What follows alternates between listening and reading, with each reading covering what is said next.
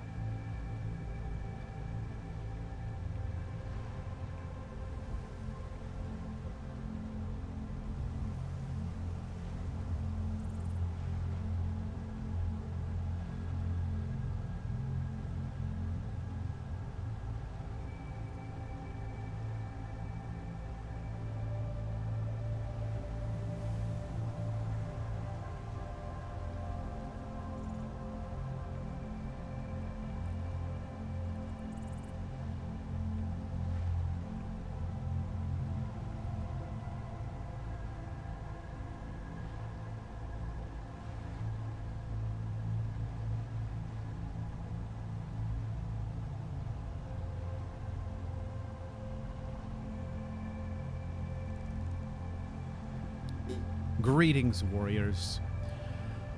Welcome to the stream. We are here once again. 2 days ago we did this. Now here we are again. We've got some more levels that we need to try and get here. Things to test. We are at level 5. 5 more to go. All right. Hope everyone is doing well. I see all the usual suspects. So welcome. All right, so you may have seen on Discord, I do have a list of things that I'm going to attempt to tackle this evening. And a few things that have been resolved. So a lot was accomplished last time around in just, you know, trying to get some of this beginning stuff out of the way. We traveled around to all these different towns and kind of got some of the, I guess, entry-level BS out of the way. And then also quite a few mods configured, including the Postal Service. You see here, we've got that set up now at level 5 so that all the letters that we receive will actually be delivered to the post office rather than to us individually out in the field by a courier. So, and I think it's much more desirable. It certainly gives us more control, and we can always go back at any time and we can talk to the courier and we can configure that to behave differently.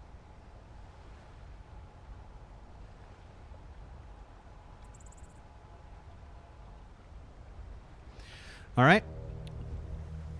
So tonight we've got a list of 10 things that if we can get these checked off, that would be pretty awesome. Some of them are really easy. Some of them are, I'm just going to hit the record button tonight, and I'm going to record a sample of this footage to see how it's turning out and how the audio is coming in. If it's coming in as a single file, 2 files, what the quality is, all of that good stuff. So there's things like that that are easy to figure out. There are some things from last time around that have been resolved already as well. And I'm sure that we are going to touch on those as we go here. All right, so the other thing that we're going to do is we are going to take another jog through the dreaded Forest of Doom and see if we can generate a CTD. Now, last time around, it was really encouraging because on Tuesday night, we traveled and fought, you know, in the forest for, you know, a good solid, at least a couple hours. And it seemed to go okay. All right. Now I'm seeing my stream health is crap. Now it's showing my stream health is okay. Hopefully this won't be an issue.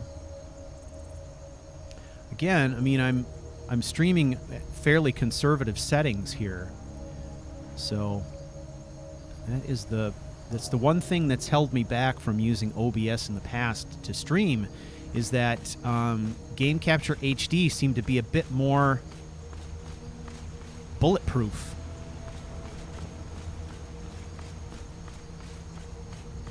Yeah, I mean, I can see the stream health go red and then back to green again.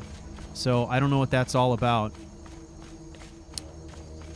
I'm in a building of 23 units, and I'm pretty much the only person in this building, as far as I can tell by looking at the bandwidth stats, that does any sort of upload. So, you know, and I've got a fiber connection, so it should be good. I don't know. It disturbs me a little bit. But OBS is, in my opinion, notoriously difficult to configure because it almost gives you too many options. I mean, it's just pretty nuts.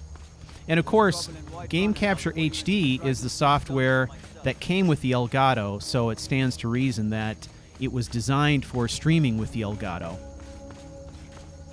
And so there, more than likely there are some efficiencies gained there, but hopefully we can get this figured. I mean, millions and millions of people use OBS, and there are lots and lots of streamers on Twitch and YouTube who, rely on it for their livelihood. I gotta believe that we can get this figured out.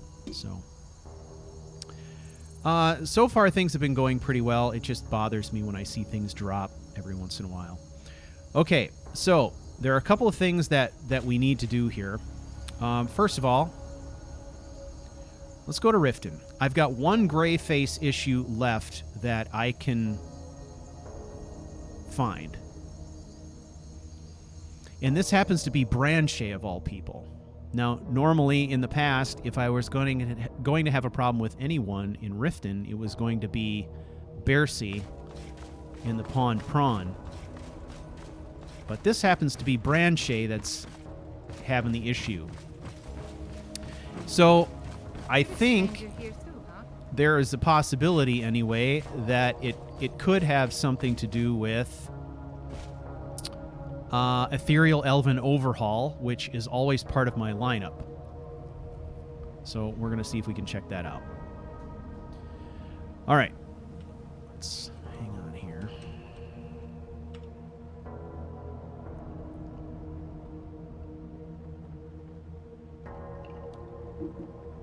All right. I want to get him here. Confirm that we still got the issue. That is definitely an issue. All right. Let's quick save here.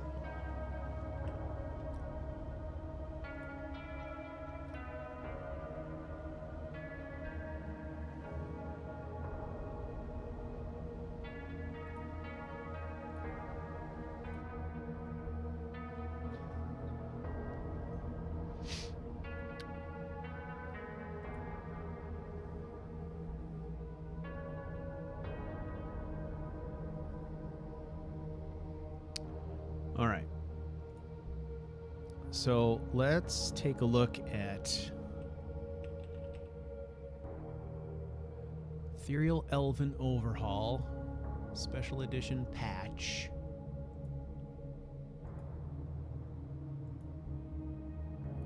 All right. I think what we're going to do is we're going to start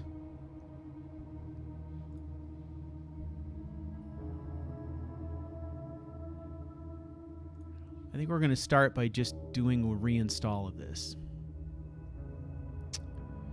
So let's do that. I'm not sure about the patch.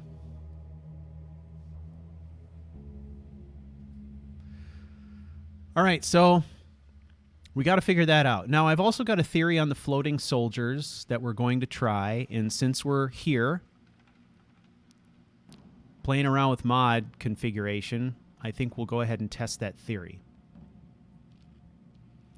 And that is that I'm thinking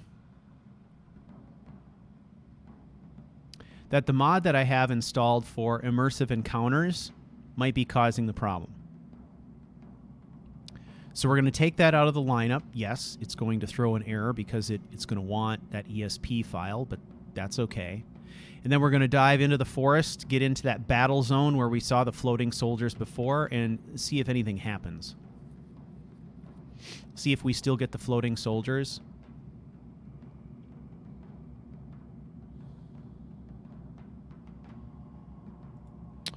So we'll try that. So I think that could be an issue there.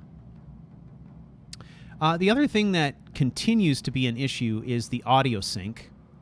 Having, going back and listening to or watching the recorded live stream from Tuesday night, there was definitely a syncing issue with the audio. And this is a pretty discouraging one for me because there doesn't seem to be any consistency to it. So I can set it and have it dead on for one stream and then have it be off for the next. And that is very, very difficult because it means that I'm going to have to set that every single time I stream. which would really be a pain in the ass. And based on my research, other streamers haven't had to take that step. So I'm not really sure what the issue is there. Why is this taking forever?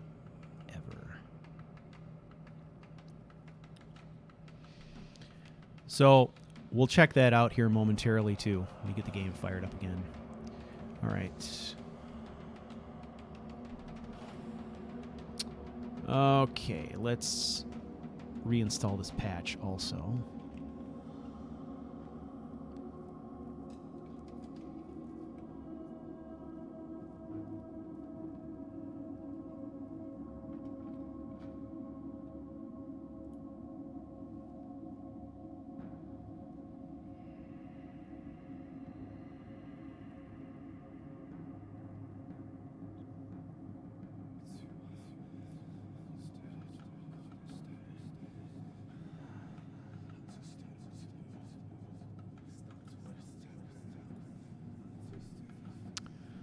All right.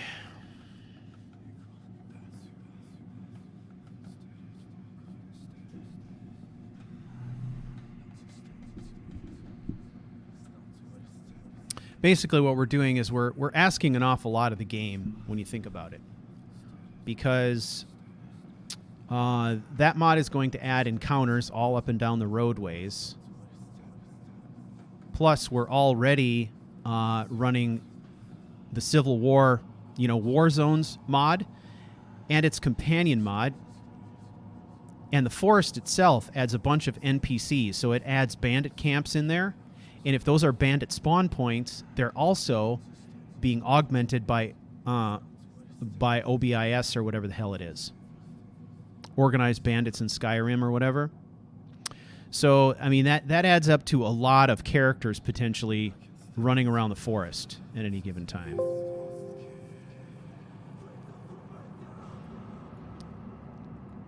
is this taking so damn long?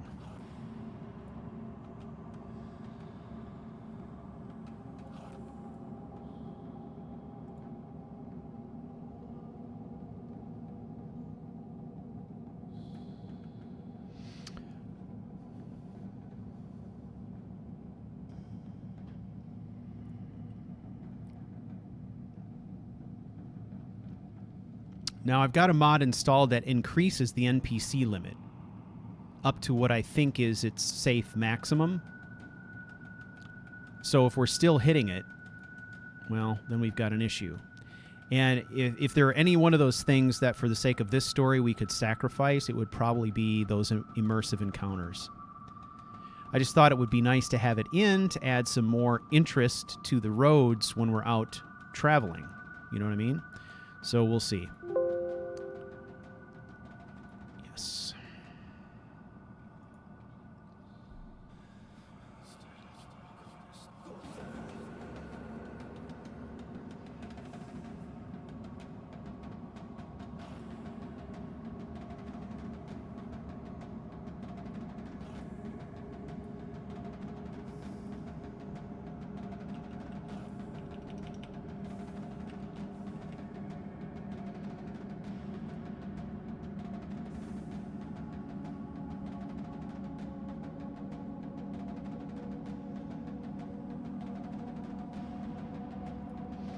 All right, so we got those. That took forever. So immersive encounters, we are going to take this one out. Let's deactivate that.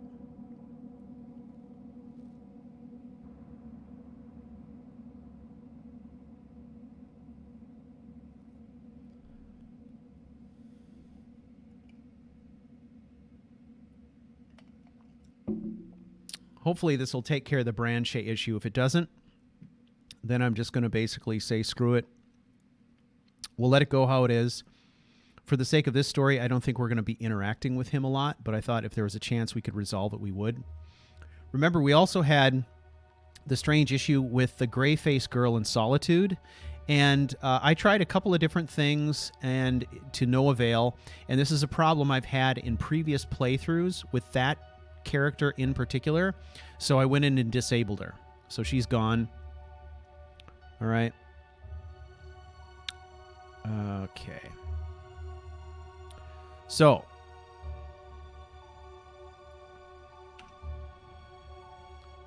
All right, let me review my list. Okay, so we've got that out of the lineup so we can test the floating soldiers.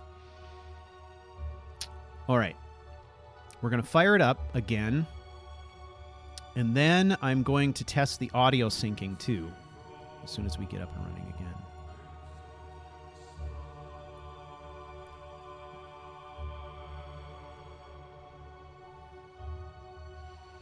Yeah, Twist has a cream for everything.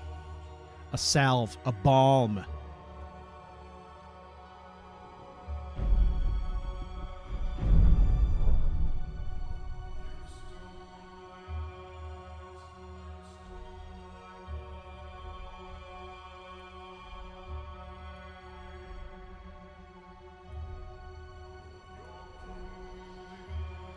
Okay, immersive encounters. Yeah, that's okay. That's fine.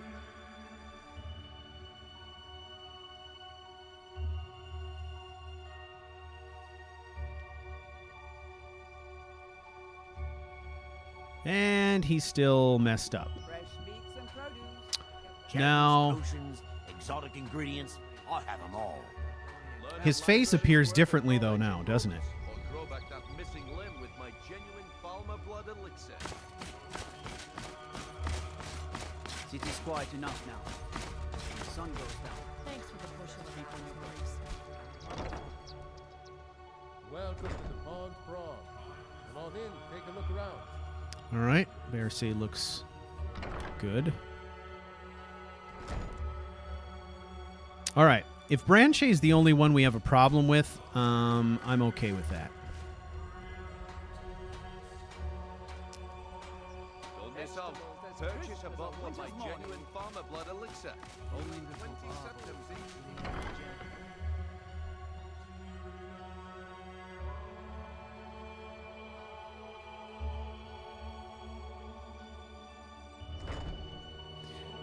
Branche was the only elf that had that issue.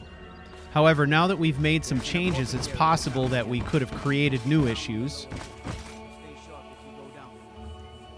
So we'll just have to wait and see. It's a bed we need. Pockets we have in the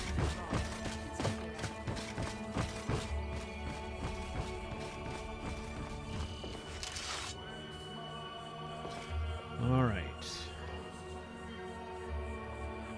All right, I'm going to mute my microphone for a second while I do this test. I'm going to try to get it to sync perfectly with what I'm seeing in the stream, and then we'll get some comment from you guys to see what you're seeing in your streams.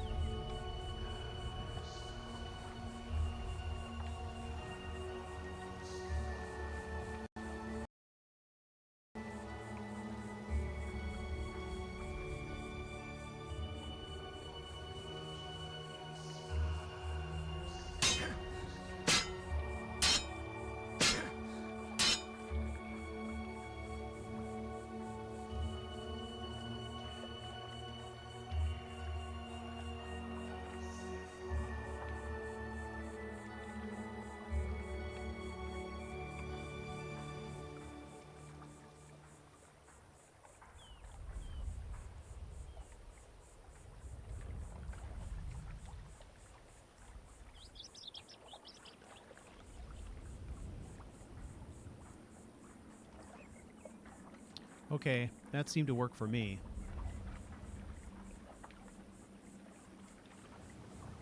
So what I'm doing is I'm setting the sync to 1,400 milliseconds. And when I set it to that, everything seems synced for me as I'm watching the stream.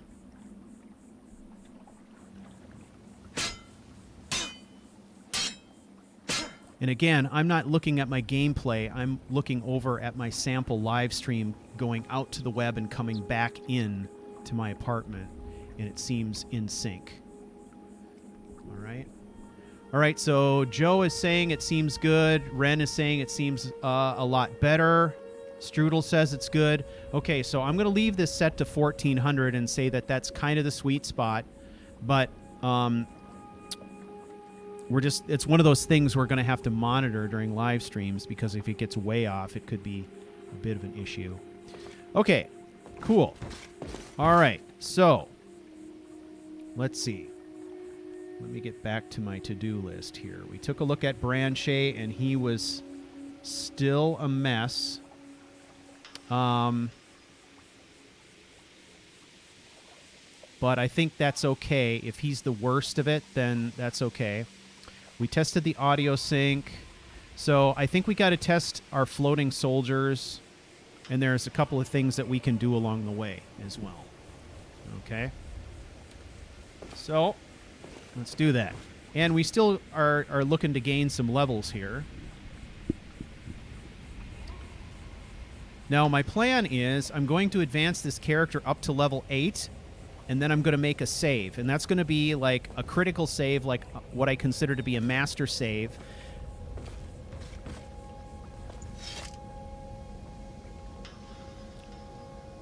And the reason for that is that what I'm doing is I'm reserving myself there, setting aside basically 2 levels.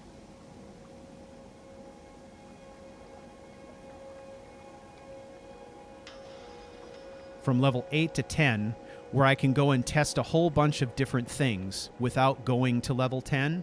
So basically I can go out and I can test a mission that I have planned, see how that goes, and then I can go back to that save and I can start over and test another mission, test another mission, test another mission, right? And then when I'm ready, I can go ahead and advance to level 10. I guess, the other thing I could get out of the way is I could get Cicero out of the way, too. All right, so here we are. Let's make a quick save here.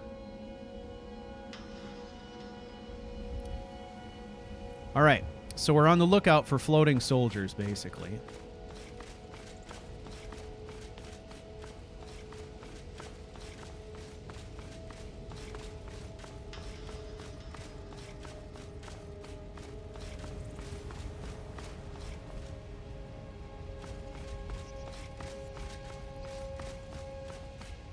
All right, we'll see you, Jaren.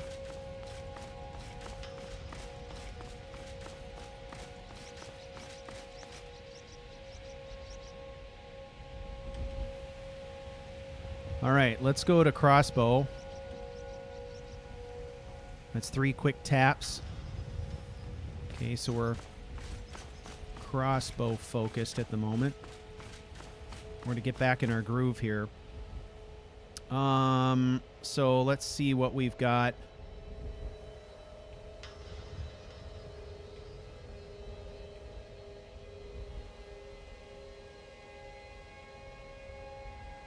Okay, so we got instincts, crossbow.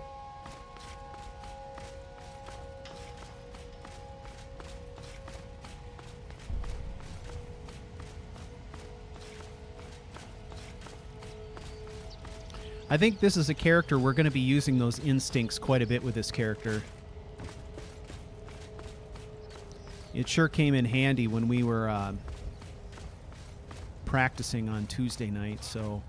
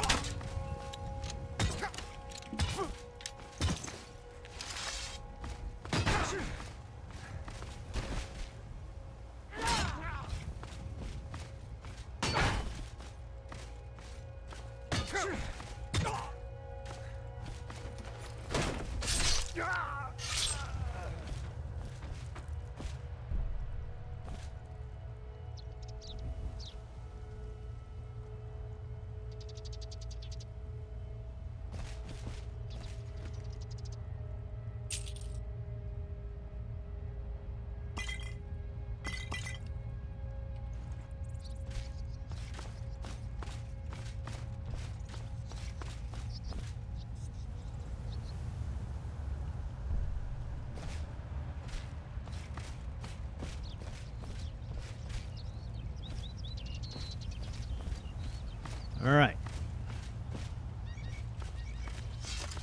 Surprise attack there.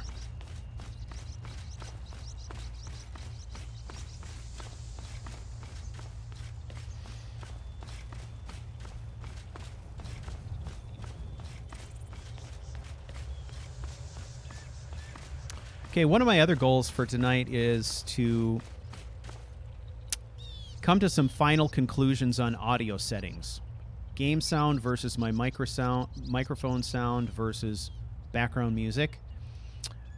I'm going to get those solidified, and then I'm going to basically take a picture of those levels as they're set on the mixing board now. Eventually, my plan is I'm going to actually put some markers on the mixing board itself, and then the location where I have the mixing board positioned now is really dark. I'm actually going to get a small lamp that goes underneath this little table I have it on, so I can clearly see what's going on with all the controls down in there. It's so dark down there right now. I have to actually kneel down in front of it to see what's going on. So let's take a look at that now.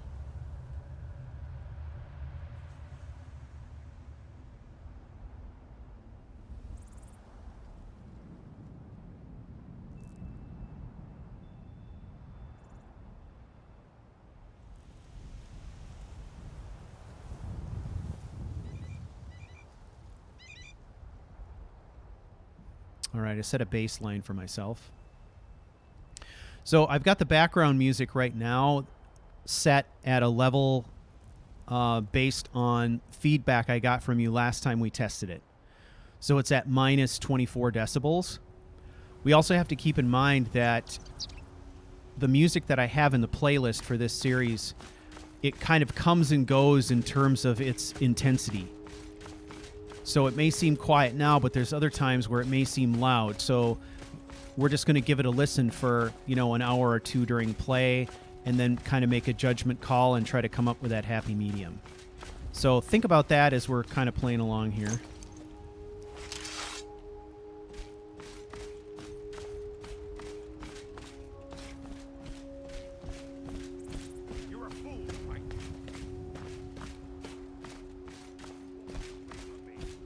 All right.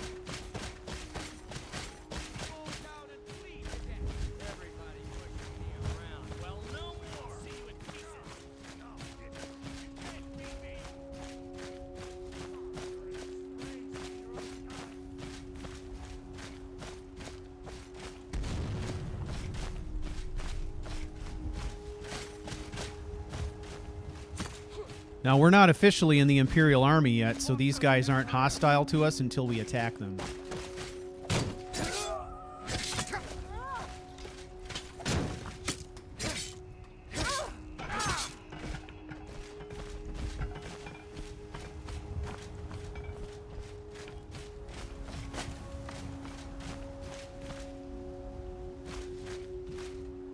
So at this point, I'm looking for crashes, and I'm looking for floating soldiers. I'm hoping for neither, but...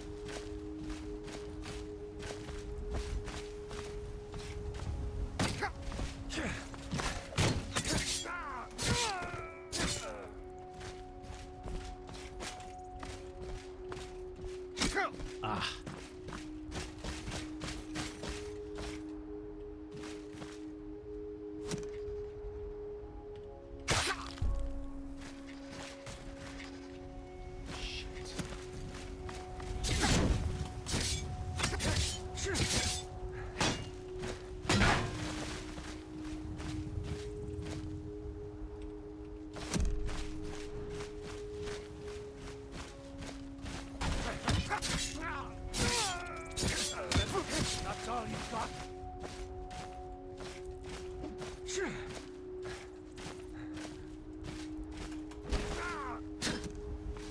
What I also need to see is I need to see the signature gear going up in levels as we're fighting.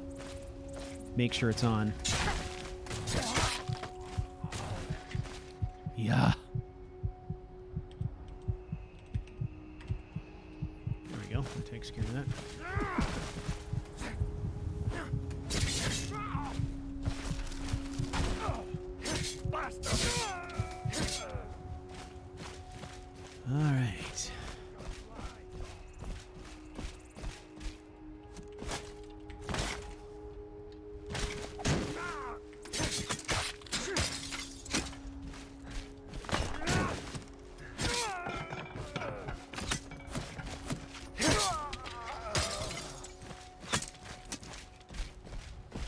Getting ugly.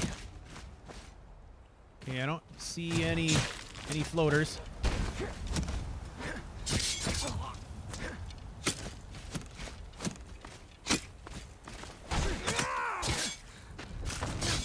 Honestly, the only time I see floaters is when Matt comes over. Oh, that wasn't nice. He wasn't here. He wasn't here to defend himself.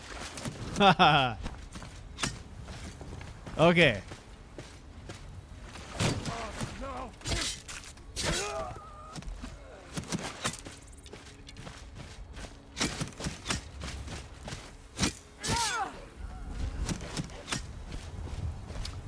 All right. Were you guys aware that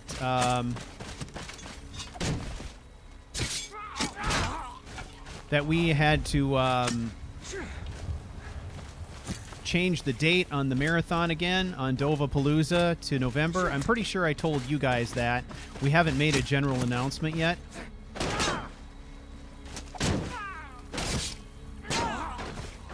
But I think we'd like to make an announcement officially this week. We're just waiting to hear from a few more people to make sure we've got it confirmed.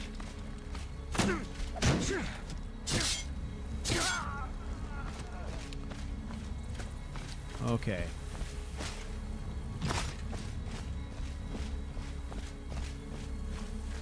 So we changed it to October. And then we changed it again to November.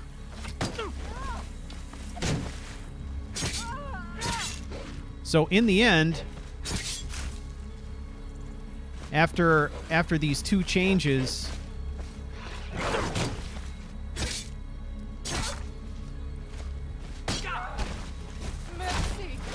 we are going to end up doing our marathon the same weekend as everybody else who is doing live stream marathons for Extra Life. So it is going to end up being on Extra Life weekend after all. Up, floater. Damn it.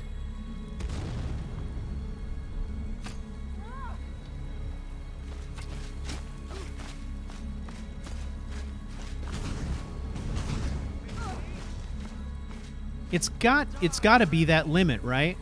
I mean, it's got to be. Would it make sense that a guy would float like that, and then if another NPC in the play space dies, then he would stop floating? I mean, that would kind of explain why he would suddenly drop out of the sky and not float anymore if characters are being eliminated elsewhere in the play area, right? So, I don't know. It also makes me wonder, like, I've made some adjustments, not to the U-grids, but to another setting in the game to help me deal with pop-in. And my plan was I was trying to deal with pop-in, you know, with regard to the trees, but I'm wondering if that affects the radius in which NPCs come in as well. And so I might need to shrink that playable space. Honestly, it's not really helping me that much with pop-in anyways, because look through the trees right now, right? I mean, we still have... This is an issue that we're going to contend with. There's just going to be certain areas where we're gonna see the trees pop in like this, right? And it's just unavoidable. So rather than fight it... Hail, friend. Really? Good to see another merry... but you look tired. Cheers, my friend. So... May your adventures find you fame and fortune. Maybe that the pop-in issue just really isn't worth pursuing, because to me this level of pop-in here, this doesn't seem to me any better than what I had going before. And if there's a chance that could be screwing with the way things are working with characters coming and going from scenes as well, that maybe I should adjust that. So yeah, I mean, you tend to be focused on Kaleo, and honestly, this is the area of the forest where it's the most noticeable. In other areas of the forest, because of the way, we've talked about this before, but because of the way the road twists and turns, you don't notice the pop-in so much. All right, so Let's make a save here. Quick save. All right. Let's also... Okay, we're not seeing any levels here yet, but we do have that mod set to the minimum. So we'll give it some more time. Okay. So let us check that out. Now I gotta remember where that damn setting was.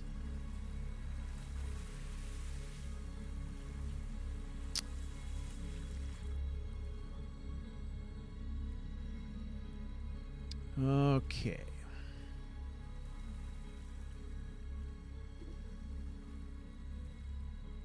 I can't remember which INI file it was in. I think maybe it was in prefs.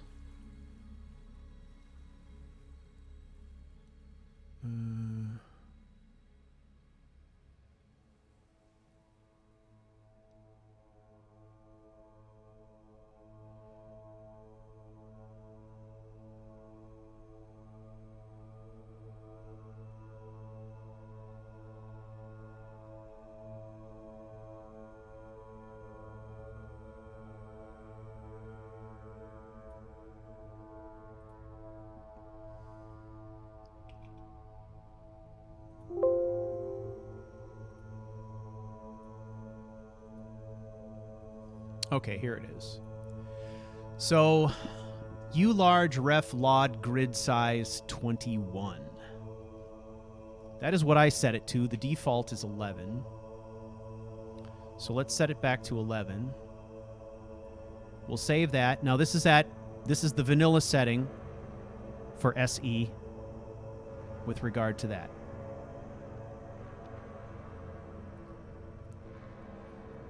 Okay.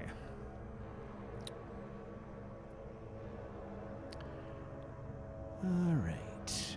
So we'll try that. Branche, we're checking him off the list.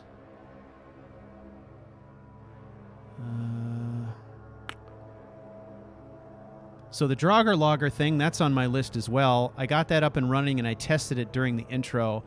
How did that sound to you guys? Were you getting sound? Were you getting video and sound? I could see that you were getting the video, but I can't hear the sound when that plays on my end, so I was just curious. Gray Face Girl is resolved. Audio settings we're working on.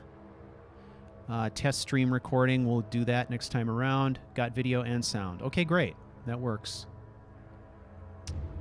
Okay. Awesome. That's awesome. All right, so let's jump back in.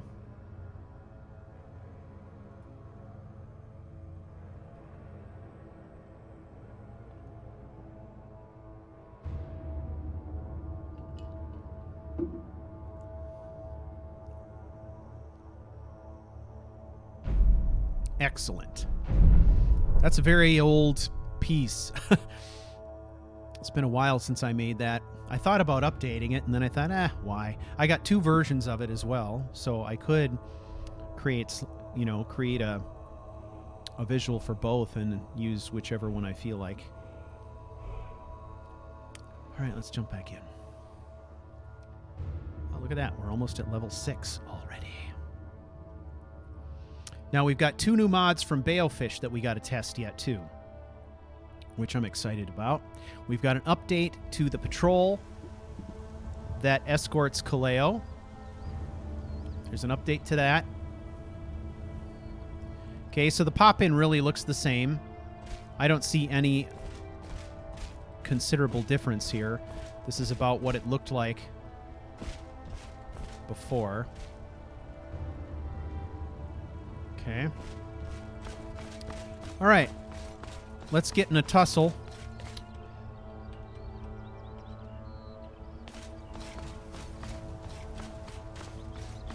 We'll take the other side of the road this time.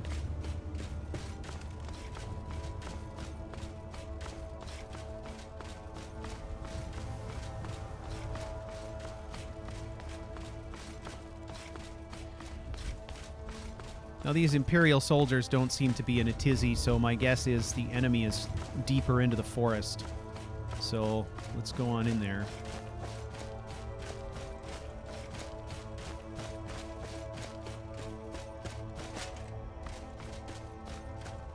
So as I said, we've got an updated version of the patrol that escorts Kaleo that we're going to check out. The only updates there that I'm aware of is he updated the dialogue options based on... Oh.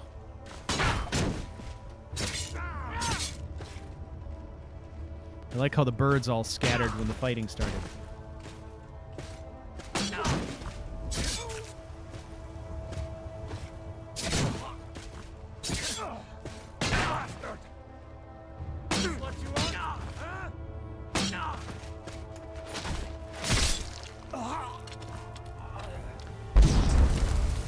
Oh, boy.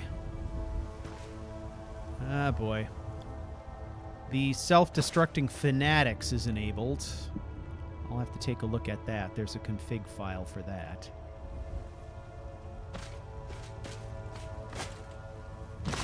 We need more enemies in the vicinity in order to really test this, though.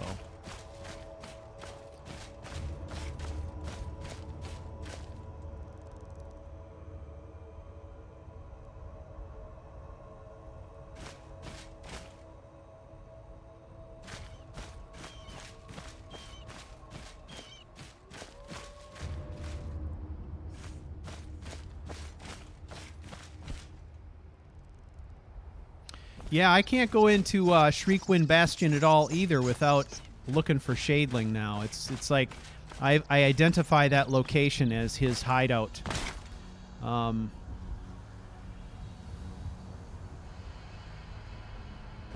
Makes me think, I mean, I've got a series of 3 mods that make those modifications. I could release those, make them available if you guys are interested in them. There's one that adds the big floating gem. And then another one that kind of creates the hideout space within the cavern. And then another one that creates the beacon light that shines out from the top of the mountain. They're all separate mods. Maybe I'll consider releasing those at some point. That could be fun.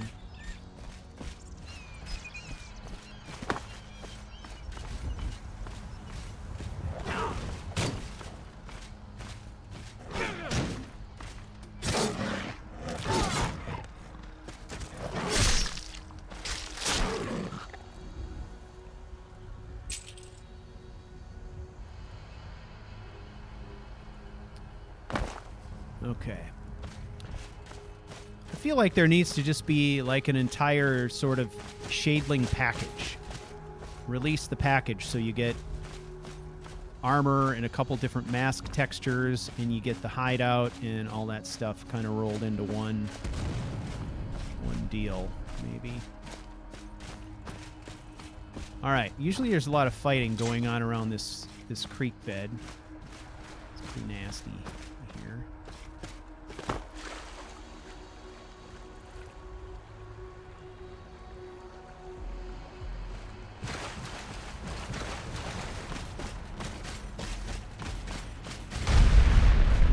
Man.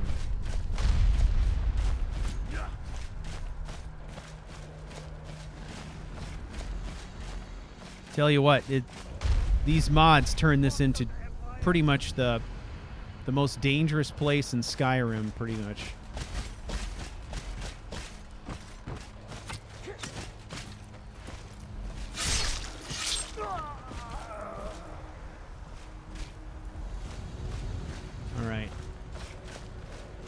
Now we're watching for floaters.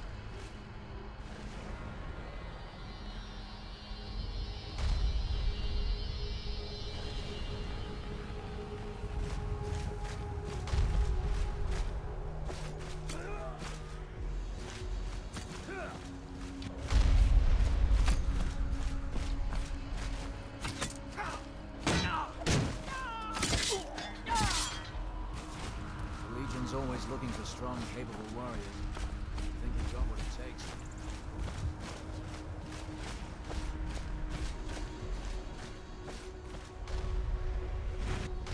Looks like Joe's working on the theory of relativity there. That's some Einstein level shit right there.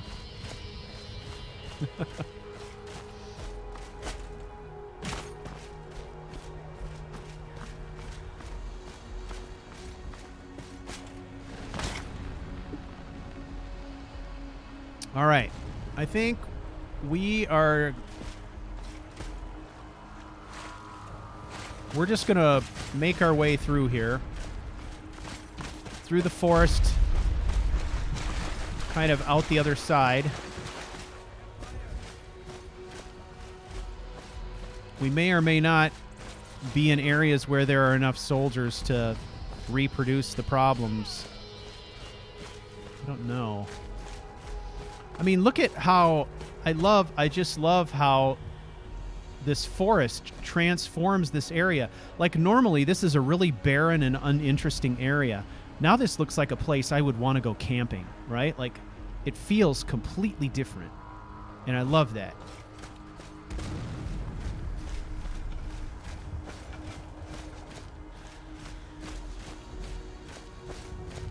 It's pretty amazing.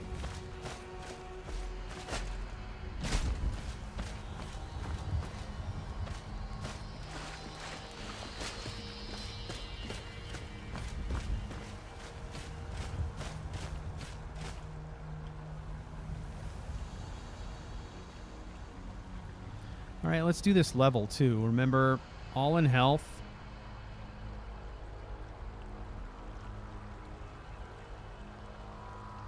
What have we invested in? So we got one level, one perk in heavy armor, block.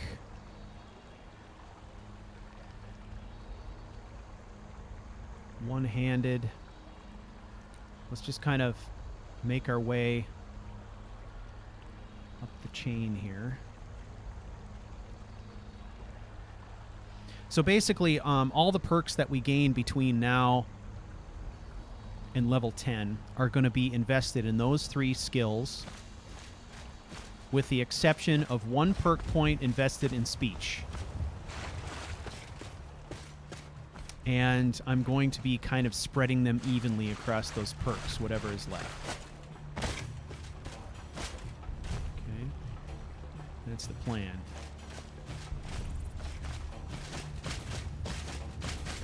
And that'll create, I think that'll make a really nice foundation of skills for this character to have.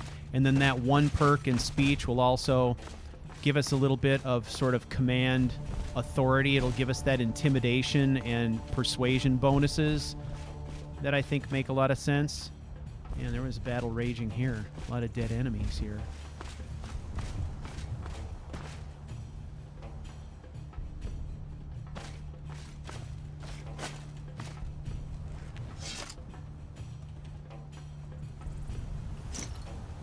All right.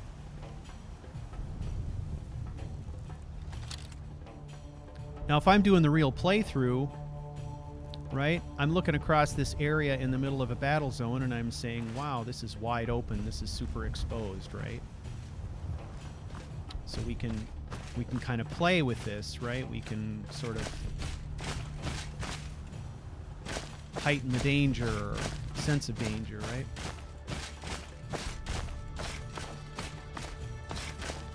Pick our paths. All of those little choices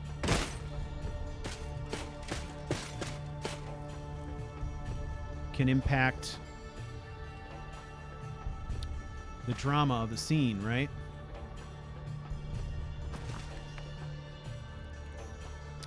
All right, so let's get back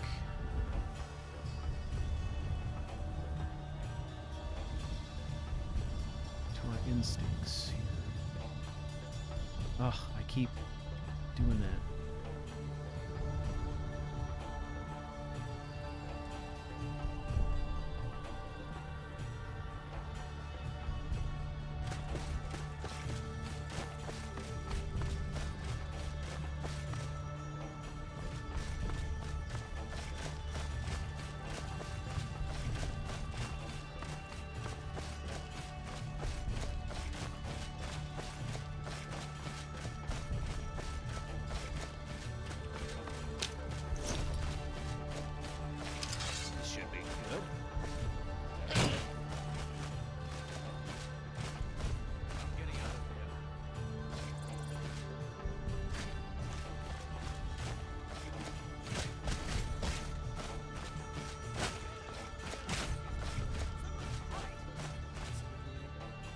Ugh. I wonder if I'm going to have to change that.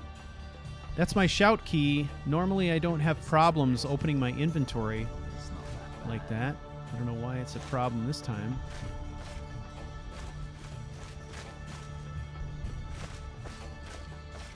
Let's keep going.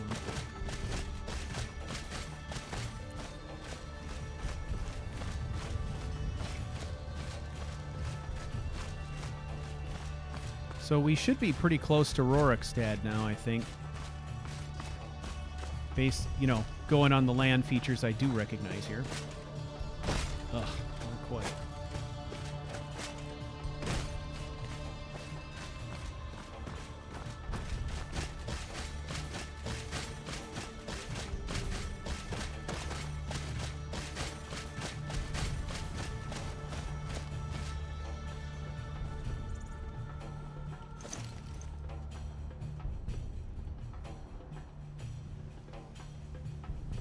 Yeah, I guess it's meant to be that way, Dory. The fact is that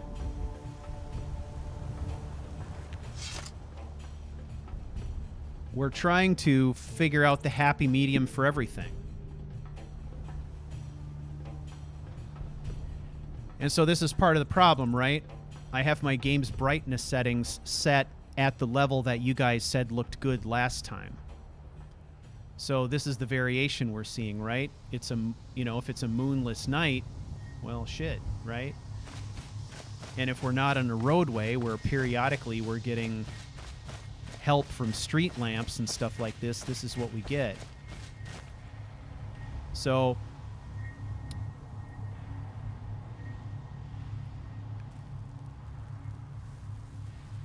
we can try bumping the brightness further. I can try maxing it out here. I don't know if that's going to help you. You'll have to let me know.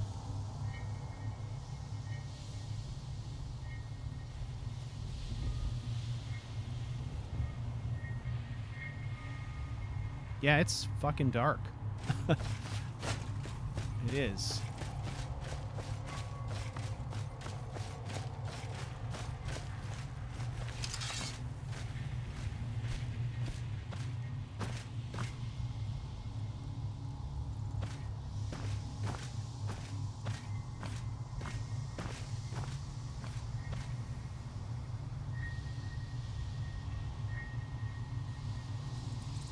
Okay, well, it's at maximum brightness right now. So maybe we'll leave it set here at maximum for now, and we'll just kind of see how things go.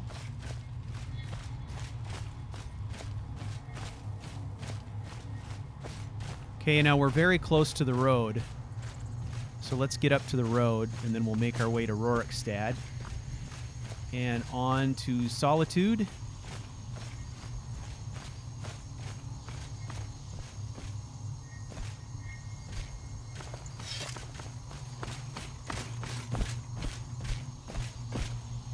Jeez, it's gorgeous though.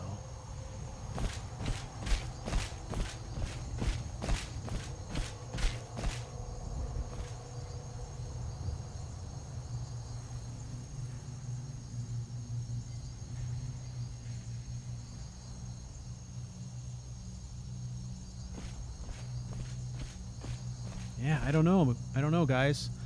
I mean, I'm looking at my stream, and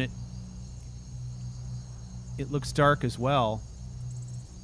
I'm going to turn off my lantern here for a second.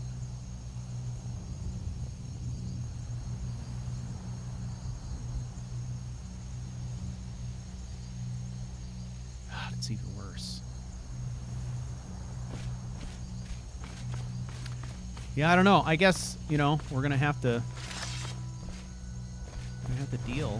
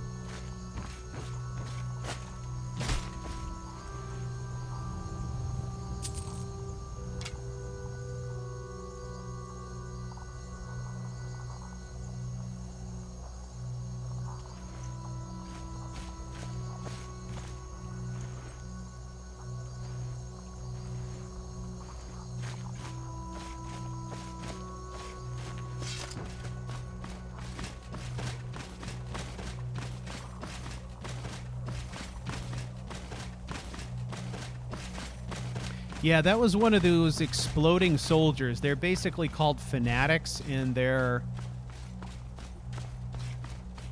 suicide bombers, basically.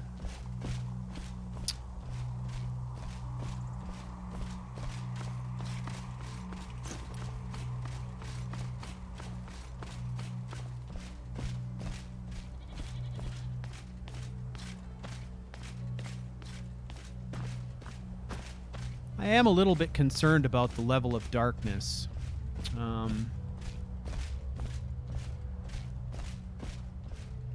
So look at this, right? Well, it's not a moonless night, though, either. Just really freaking dark. I think we get some residual light when we have things like the northern lights going on and all that kind of stuff. We don't have any of that. I mean, it is just... sky is just black with stars. There's no extra light going on. Yeah.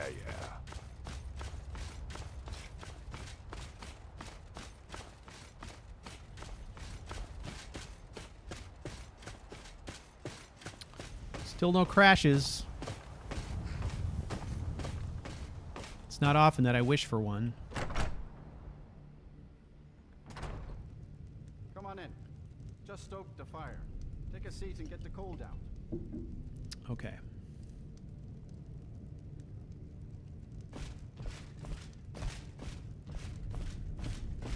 Father, how old were you when you left home? I know where this is going, son. As I've said many a time, the world is a dangerous place. You're much safer here at the farm with me. But I don't want to be safe. I'm not afraid of the dangers out there. The only thing I'm afraid of is wasting my life on this farm. Yes, that's your mother's side of the family talking. Just stay on for one more season. I That's kind of all like this ask. conversation. All right. If you need a meal or... I only take real coin here. No handouts. Sure thing. It's yours for a day. Room. I'll show you to your room. Right this way.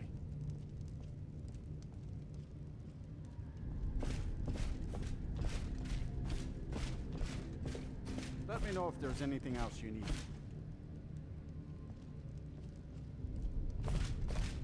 If need be, I guess, you know, we can go into the E&B settings and try to brighten things up further. I sort of hate to do that, though. I don't know, we'll see.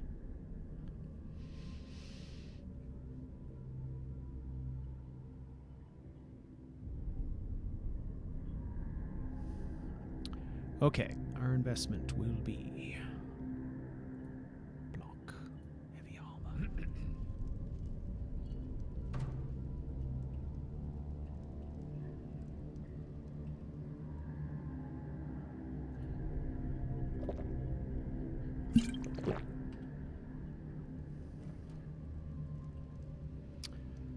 All right.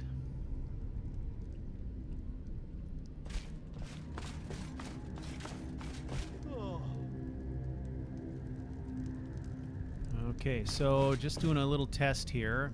If you need a meal or room, I've It's got certainly both. brighter here now. We got light coming in from the outside, obviously. I only take real coin here. No handouts and no bartering. But even inside here with the different light sources, it was kind of dark in here, too.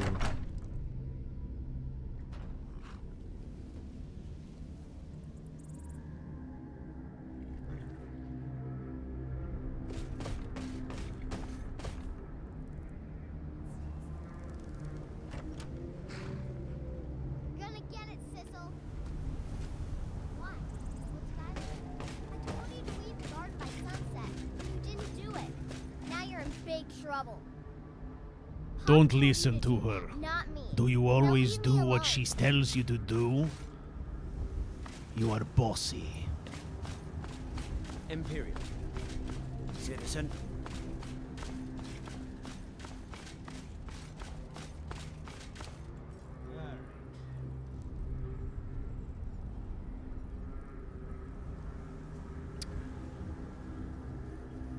You are bossy. You are bossy. You are bossy. Check, check.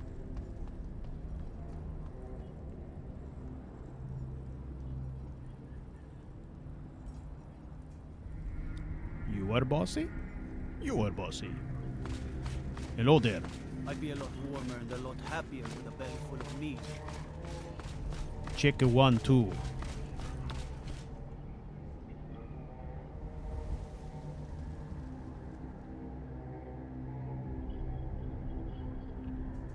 Check 1, 2. Check. I'm adding a little bit of reverb. Adding a little life to the sound.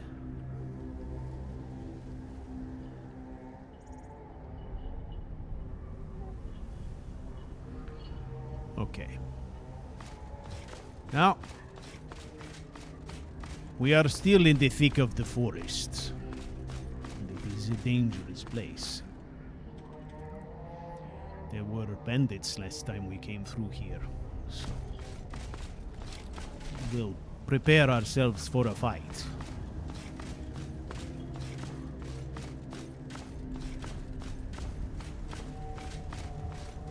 Just in case. Cannot be too careful.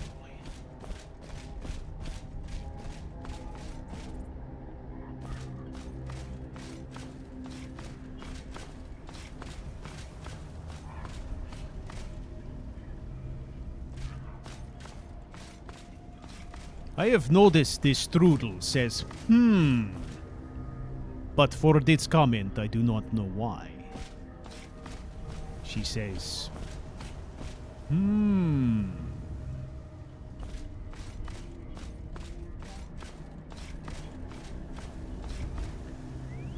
I try to imagine the being said in a Colovian accent, such as something like that. However, I am not sure she is Colovian.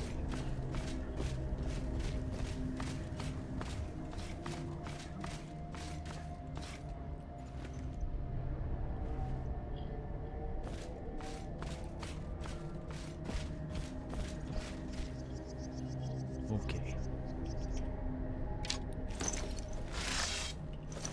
We are going to assume it is all clear.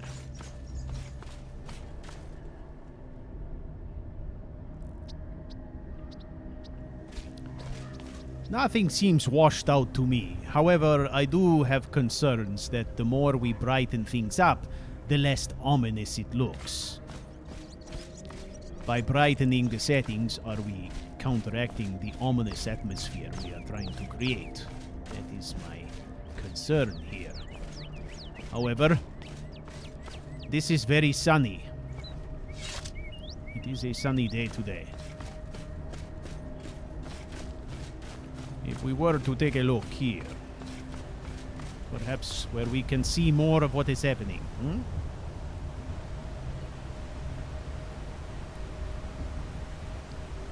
It does not appear to be washed out to me, but it seems like a rather bright day, which is unusual for this ominous country in which we are traveling. I think the real test would be when we finally get a rainy day, some storms and whatnot, some overcast skies. If in that instance it still looks too bright, then we have trouble. Otherwise, perhaps this is good.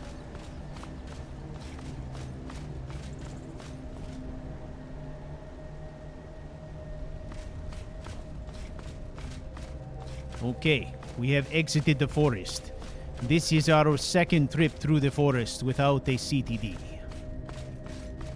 This is good, right?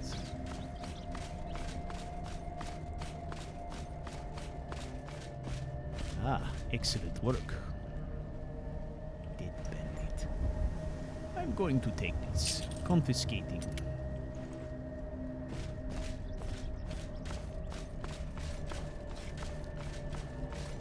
Okay.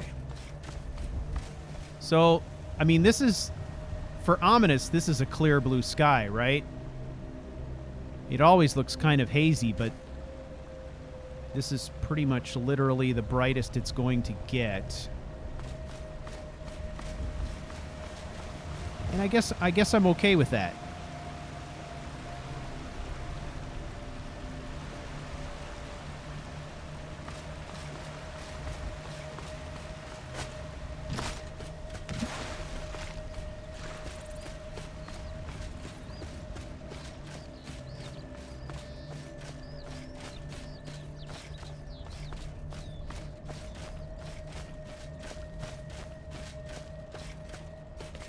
Screenshot. Very nice.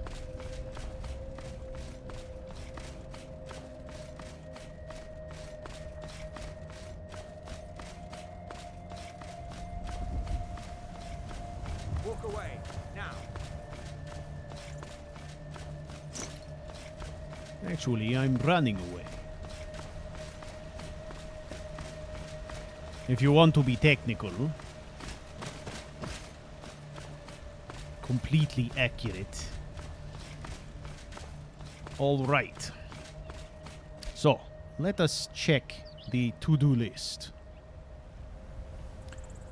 Floating soldiers, we are still testing that.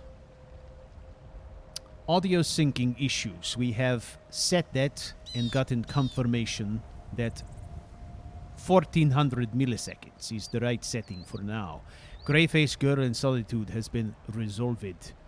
Finalize and set audio levels. We are testing that now. Test, stream, and record at 1080p at the same time. Okay, we will do that. Walk away, now. You are walking towards me. Move along. Don't be a bitch. Walk away, now. You walk away. You first.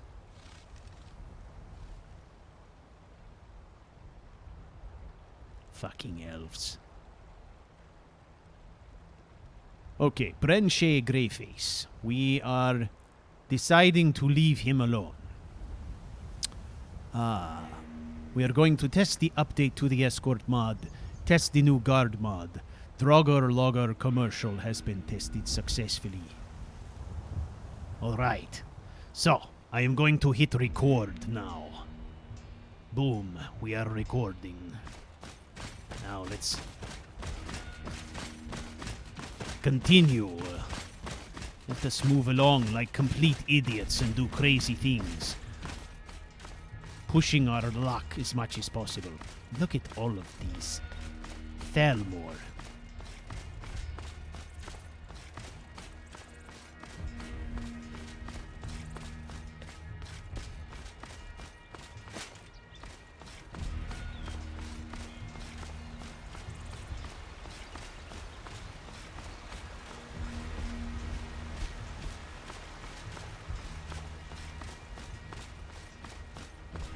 What are your thoughts on all this?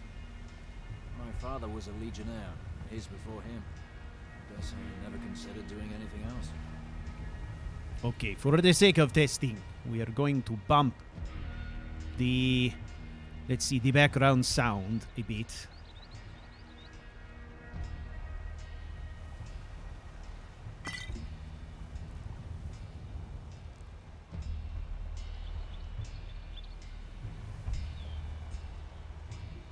Okay, it is bumped from minus 24 decibels to 30. Minus 30 decibels. Move along. I am sick of your shit.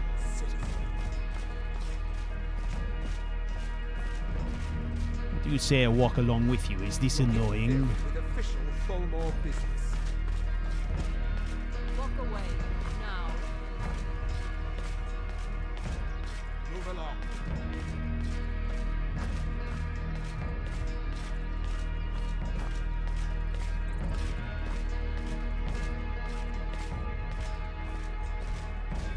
Oh, look at these guys. I'm going over here. Move along. Come along, elves, have some fun. What is your problem? Very nice. Good to see soldiers get time off, eh?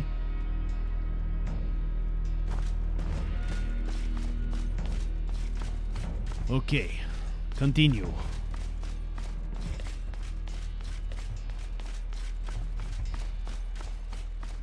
This doesn't concern you. Good day, beaches. Move along. Okay. You have to say it in that particular way. Beaches. Right? The inflection point is a bit different. Beaches. I used to be an adventurer like you, and I took an arrow in the knee.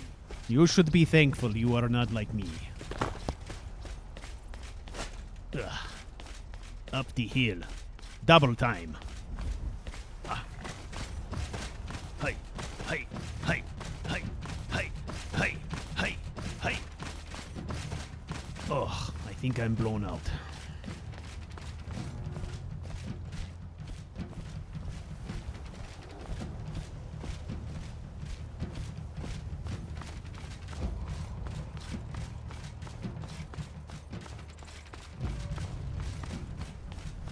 Oh, shit. Oh, that was a good one. Come on. Excellent.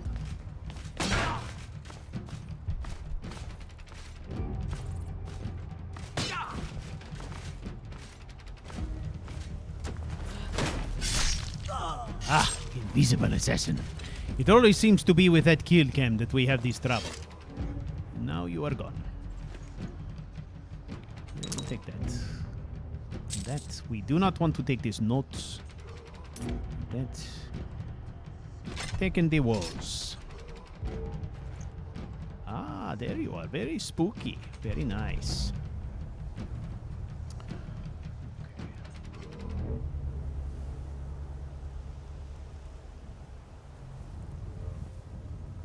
Continue.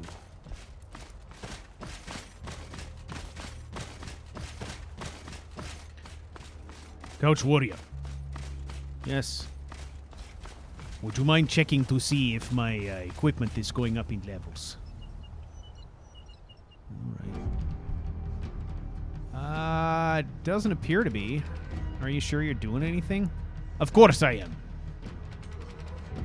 Well, your trousers are at fine. Well, I did that myself. Don't be stupid. I'm trying not to.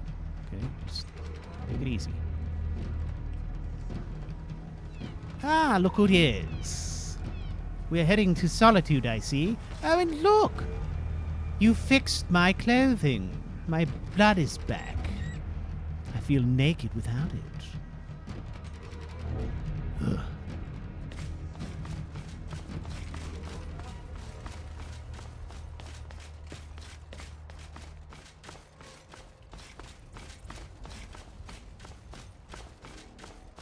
Can he see him? Appears not. What is with you anyway? Can people see you or not see you? Oh, I don't care. Do you? Not particularly. Did you drop this?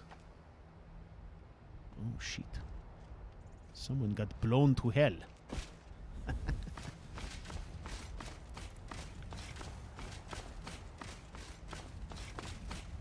What exactly is this hell you speak of? You talking about oblivion?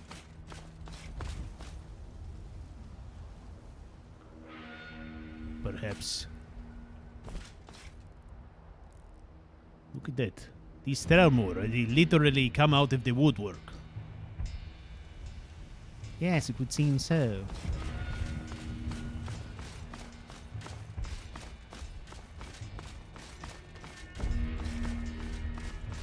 How does that saying go? A chicken in every pot, a Thalmor at every intersection, something like that. I've never heard of this saying you are talking about. Is that said by a politician? Let me see. Yes, as a matter of fact it is. No wonder I've never heard of it. It's a ridiculous saying.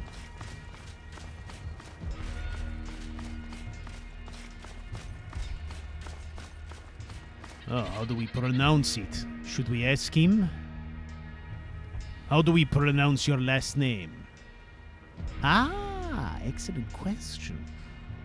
Decianus. Decianus is my name, and it's my surname. Made famous by my father, of course, General Decianus. Yes, everyone knows about him. You don't have to explain it to us. He's right here in this book, written into the histories of the Imperials themselves. He's quite fancy. Perhaps that's why I hate his guts. Perhaps it is. Perhaps it is because you are some kind of miscreant. Well, that's obvious.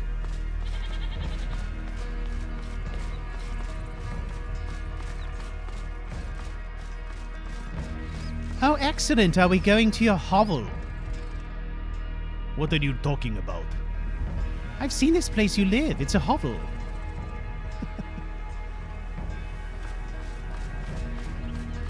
We are not going to my hovel. We are going to test the mod.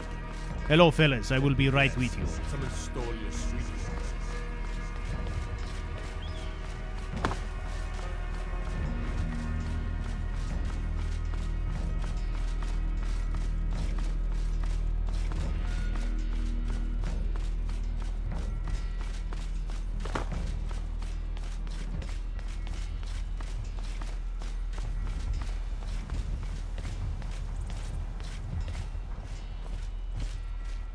Oh, this place is absolutely quaint. Hey, look at this girl. Perhaps you should take care of that. What you say? Sure, I will take care of it. Hello, little girl. The Cabal. Well, look at that. Deleting the children. What is it? Aren't you a cozy man? Where did he go? Ah, perhaps he is gone. This would be good news. Very welcome indeed. Haha! Good luck with that. Always you are here. That is correct.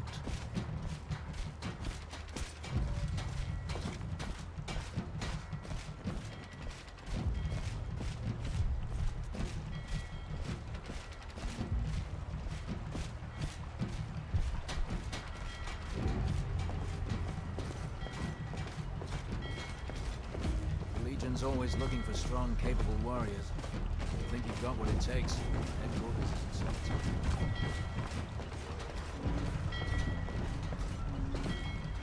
Ah, this is excellent. Are we reliving your walk of shame? I don't believe I've written that down. I should record that for posterity.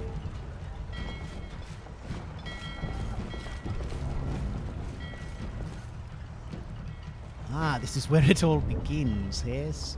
Excellent. I like the idea of you, I don't know, being downtrodden. It cracks me up. I wish you would go. Very well. All right. So, let's go ahead and test this bad boy. We may as well. We're gonna do it. Let's do it. Okay. I won't bother changing his looks or anything like that. This is kind of nice, actually, this. We can kind of see some tattoos peeking out there, which is not bad. Let's see.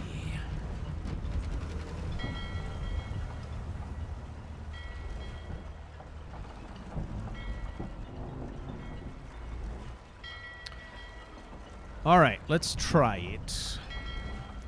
So we're going to be walking from here.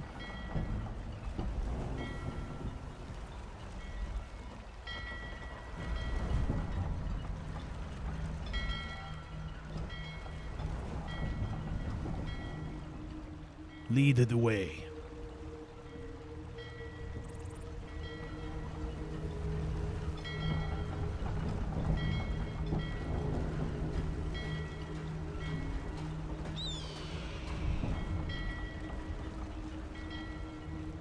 So long since I killed a Stormcloak, my sword arm's getting flabby.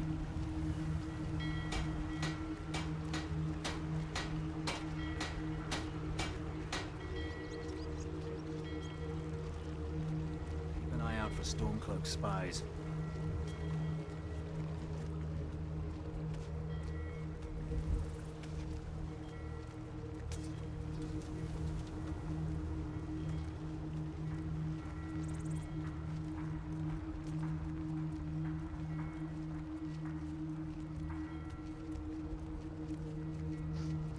They say Ulfric Stormcloak murdered the High King. With his voice, shouted him apart. I continue on my own.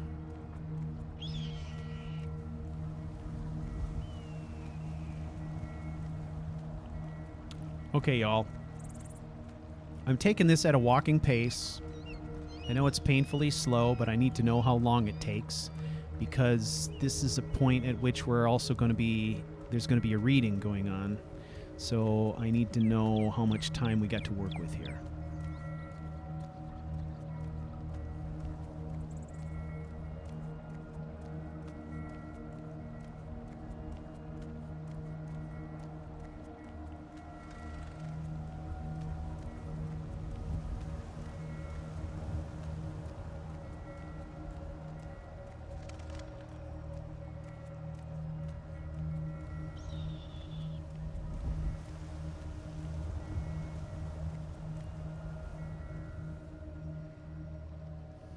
The General sent a welcoming committee. How considerate.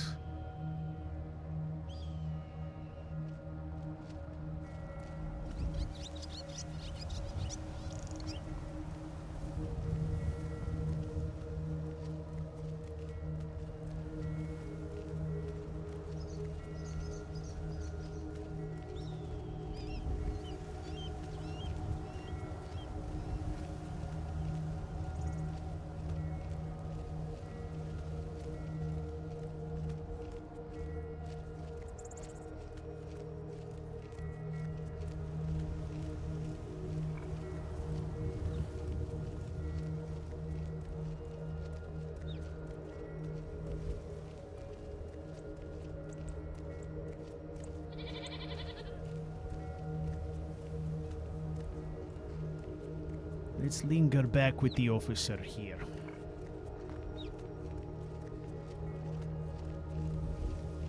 Disrespect the law and you disrespect me. Can't really control those comments. It would be nice to have them gone, but we can't do that. So at this point, what we've done is I gave Bayofish some lines that I wanted to have the officers that I am interacting say. So these are basically the lines that Kaleo is saying, so that the things he says to the officers who escort him make more sense.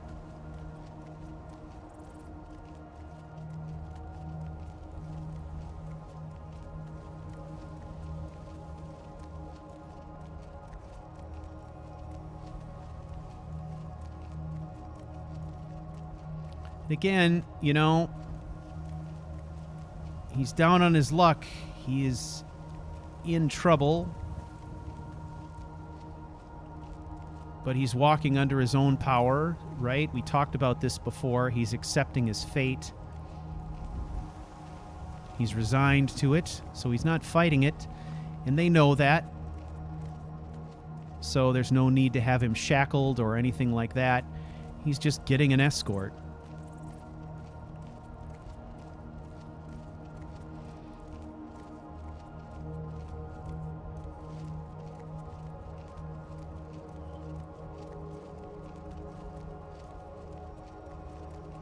Spire Manor. Now there's a fine home. Up for sale, too. If you're interested, talk to the steward in the keep. Yes, don't rub it in, bitch. All right. We are here. Let's get this over with.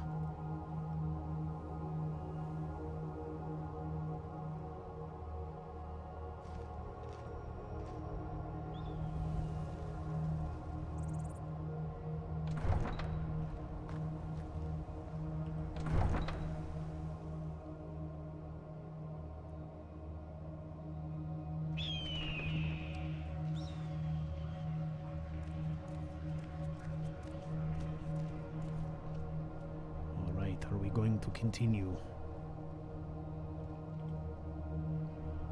Coin or two for a veteran? It's not much to ask. Does he come with? Speak. He does not come with. He is supposed to come with. He is supposed to come with. All right.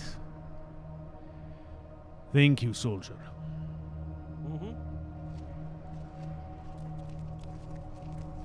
do you need?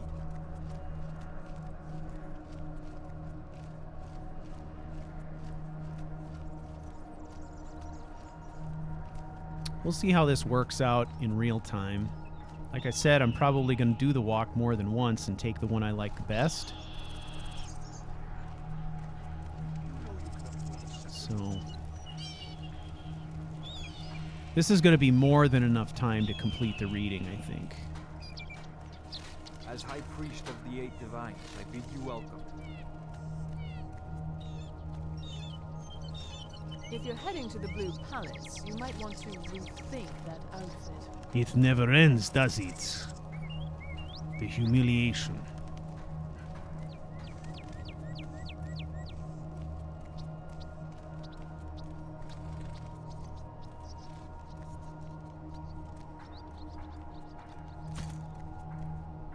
All right, reading's got to be done here.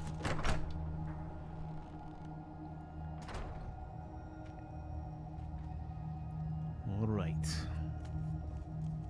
So, we get that. I'm telling you. So that works. That works fine. That works absolutely fine. I'm going to be able to do it more than once and pick which one turns out the best. So.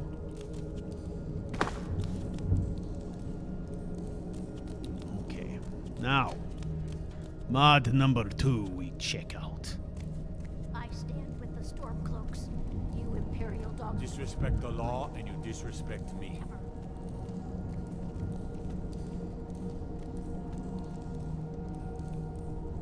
Spearman Burnick. How nice to see you here. Okay. This is good. Water. I recruit you. Come with me. Guard cell seating, guard cell standing. Let's try this.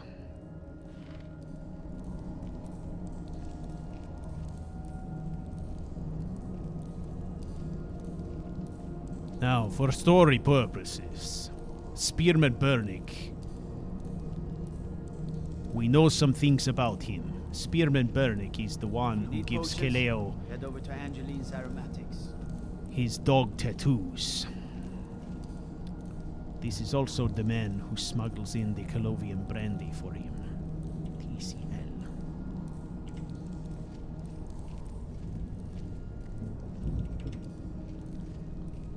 Alright. Now we have Spearman Burnick, who is going to be outside the cell. Okay. So Spearman Burnick is outside the cell. This is going to be a character that we will be able to speak with. And I will be able to voice.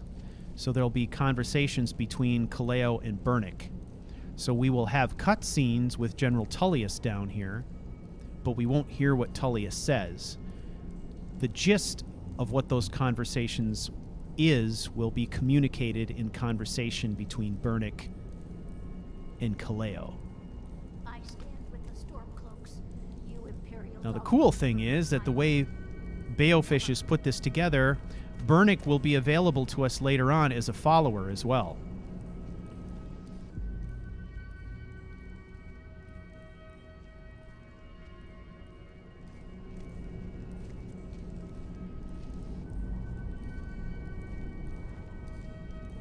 So it's going to be pretty great here. I'll be able to...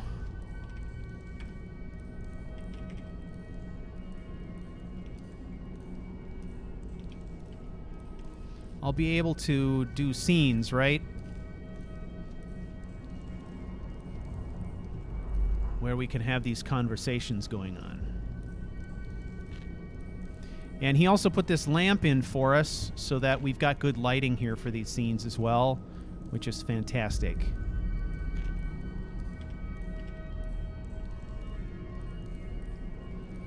All right, so let me take a look. I've got some dialogue for this. And this dialogue I will have to tweak. But that's okay. The bones of the dialogue have been created. So now it's just a matter of me tweaking those lines that I need to make it fit well.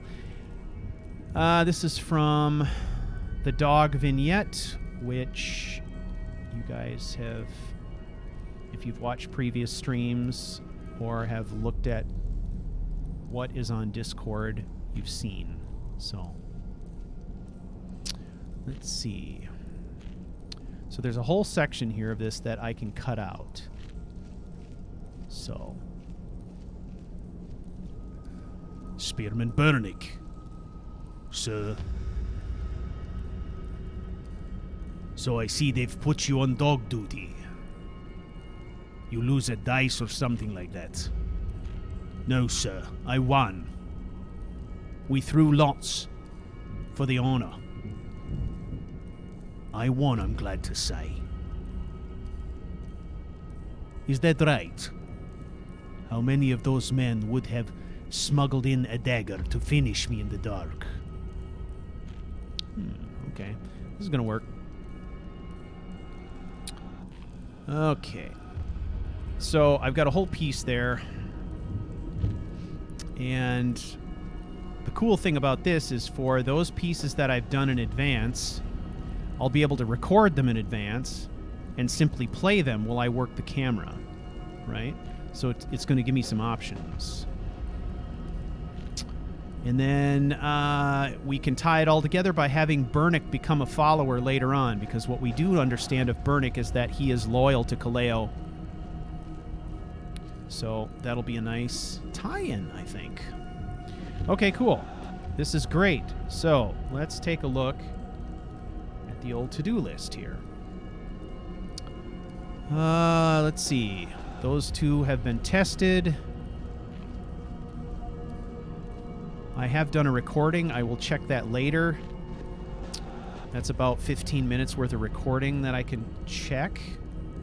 So, I mean, I feel like we're in pretty good shape here.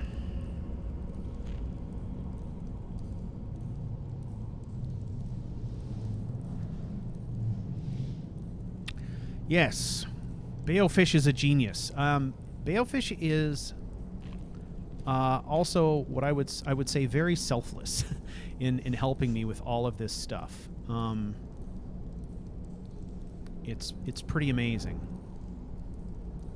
I mean, being able to focus on the story and not have to worry about these kinds of issues is just fantastic. It's given me freedom to really focus on creating some depth with this character and his background and all of that good stuff. So there's going to be so much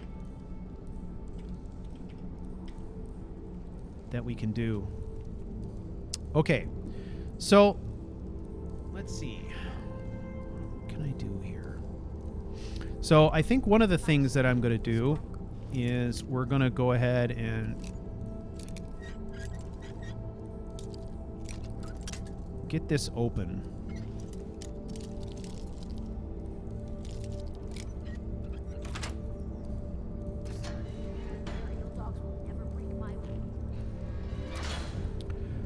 All right, so essentially this door is never going to truly be locked. We'll give the impression that it is, and that Burnick is the one with the key. Okay?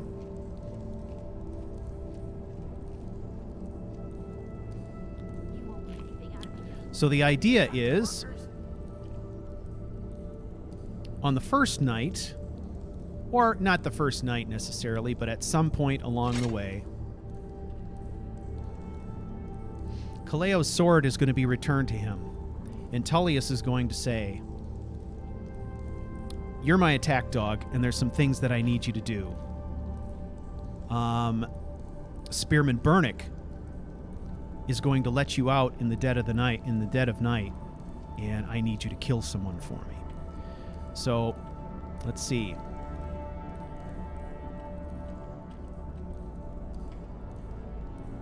Say like at 1 o'clock in the morning. General Tullius, let's remember here, General Tullius is in charge here in Castle Dour. So if he wants the men in Castle Dour to look the other way, they look the other way, right? So Burnick opens his cell, and out he goes with only his sword in hand. And his first mission, Won't get anything out of me, you filthy sons of What is horkers. it? which may or may not be explained initially, I haven't decided yet, is that General Tullius wants him to assassinate Ericr. He wants Ericr dead. General Tullius does. And I think we can chalk this up to probably Ericr's influence over the Jarl of Solitude. Probably a power play of some sort. So what we're going to do here is we're painting a rather dark picture of who General Tullius is. The General Tullius in this story is going to be a dark, dangerous individual. He'd be insane to try. He doesn't have the men. That's not what my scouts report, sir.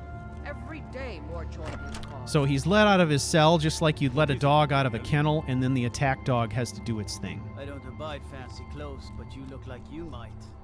I hear Radiant Raiments has a large selection. So what we're going to do here is we're going to run this path. We're not concerned about any significant role play elements here. We're going to move this path. We're going to note the time of day, and we're going to note the position of Ericr and all of that kind of stuff so we can kind of plan ahead for how this engagement might go. So Ericr lives up this way, right?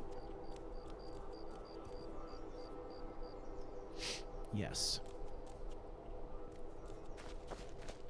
So let's kind of scope this all out. We got this door here. Now, I think it's interesting, too. The shadow marks indicate that Ericr is protected by the Thieves Guild. So there are some things, some conclusions we can draw. If Tullius is trying to make a play for more power and solitude and more influence with the Jarl, and we've got Ericr who's wheeling and dealing on the inside, right? And has the backing of the Thieves Guild, we can kind of see how things might play out. Okay, this is a novice lock, too. This is good to know. So let's try this. Now, before we do this, let's create a legit save here.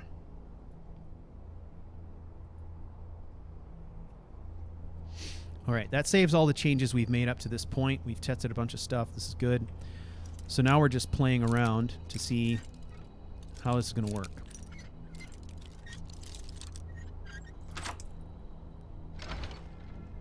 Now, what I haven't determined yet is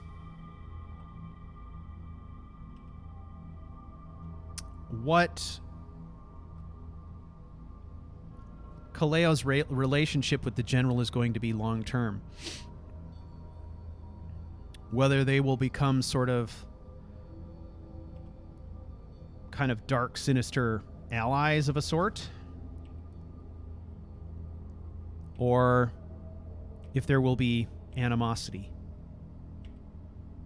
I don't know.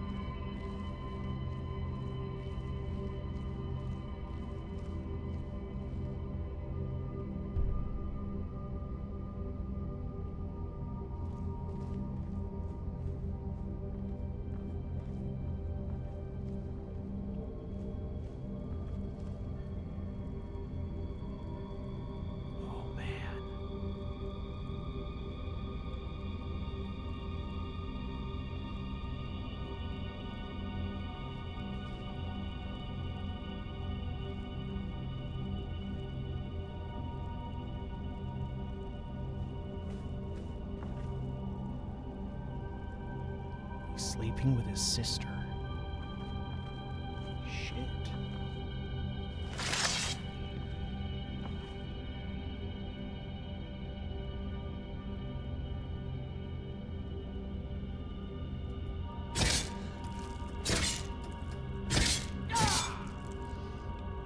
Now, is he protected? He might be. That's what this testing is for.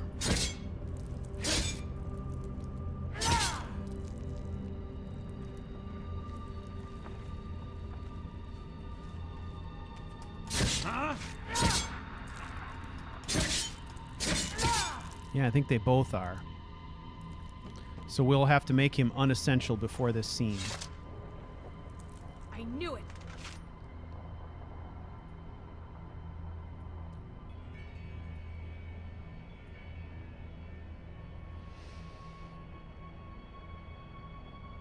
All right.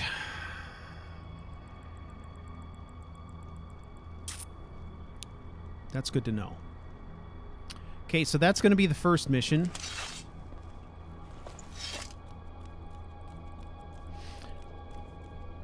So we're going to have to find an interesting way to get Kaleo down here in a sneaky fashion.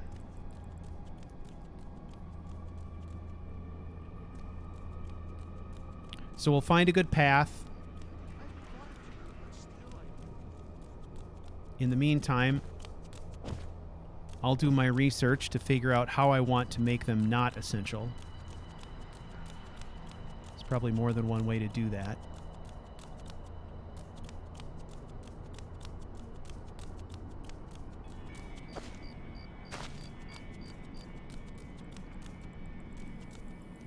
Let's see, Kaleo.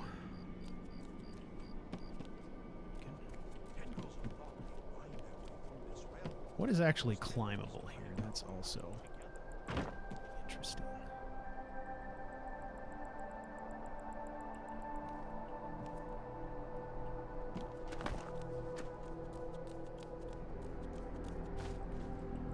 All right, so we can come around the back this way.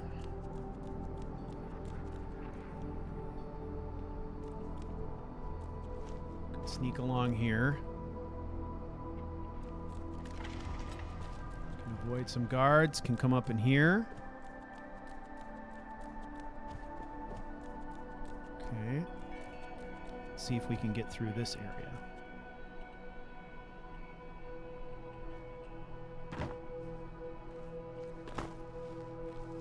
Okay.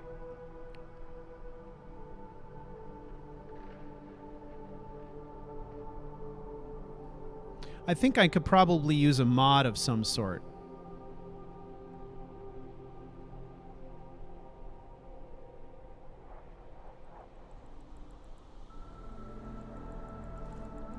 My guess is there's probably a mod that would allow me to make anyone I need to not be essential.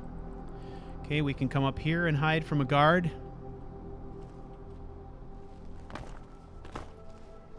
And then sneak across the street.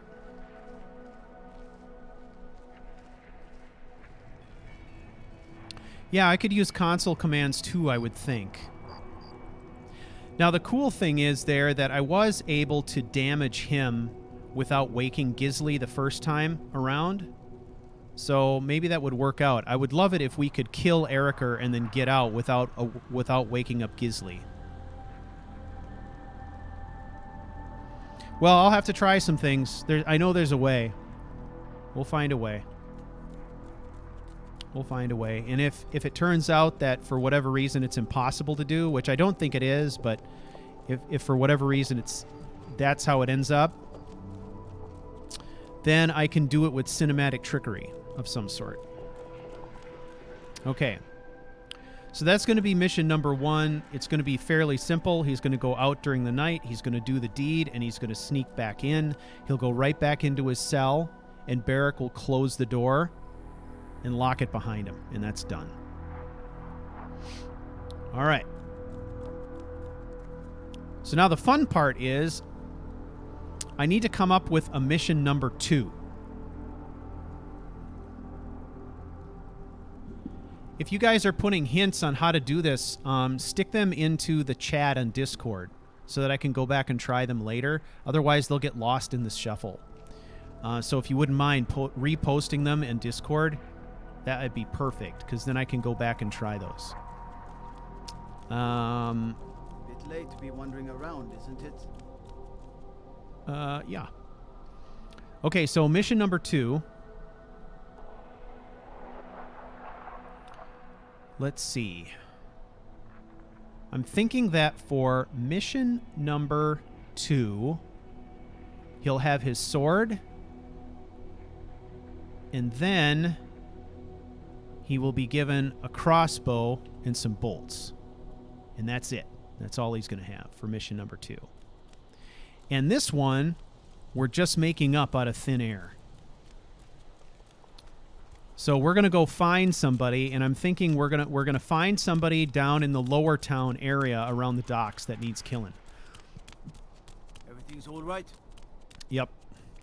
So the reason I like this one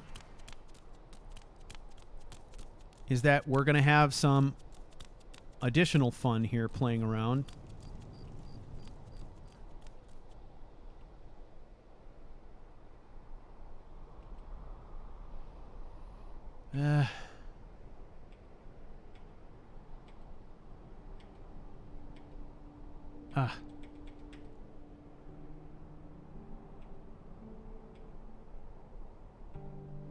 Yeah, I got too many things in this.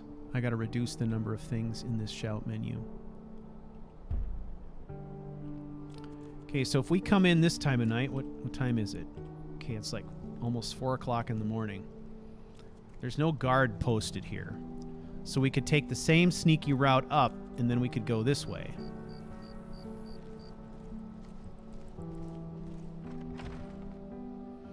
Now this is cool because this will let us show viewers the Solitude Skyway, if you will. Right? We'll get to traverse this business. You hear that? I swear there's something out there, in the dark.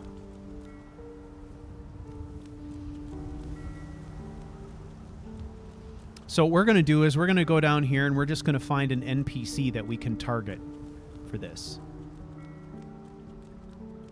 Again, it doesn't really matter why. There's definitely some mystery about why Tullius is having us do this. That junk at bits and pieces. But it's not like he would tell us.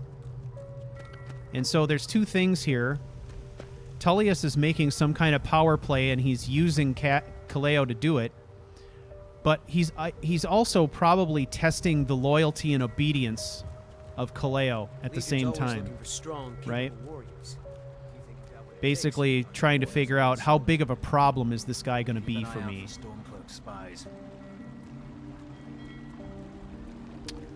Okay.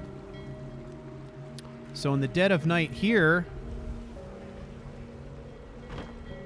we're going to have very few civilians out. Let's see. Staying safe, I hope.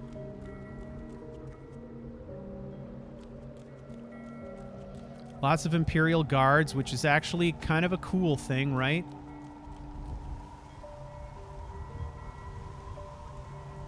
Because that's further evidence that they're looking the other way, right? They're looking the other way while he comes down here and does these things.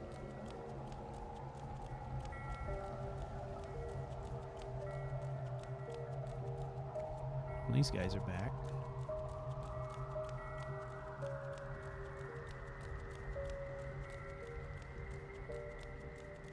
All right, so let's figure out who's who here. Okay, that's the bakery. Dockside Barracks. Captain Rodmar. Okay.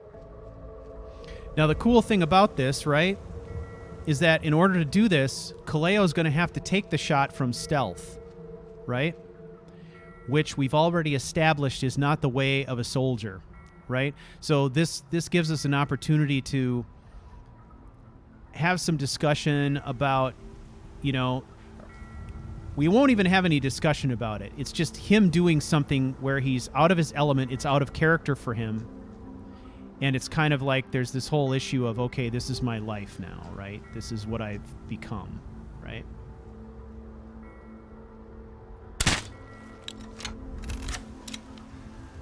And there he is, dead, right?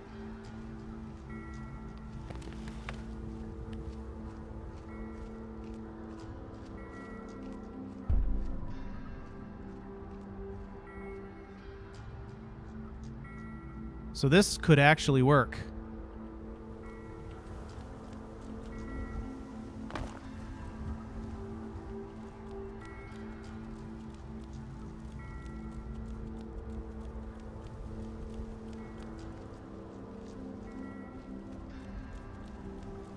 Everything all right? And then we can make some decisions about how he pulls this off. Who was paid off and who wasn't, right?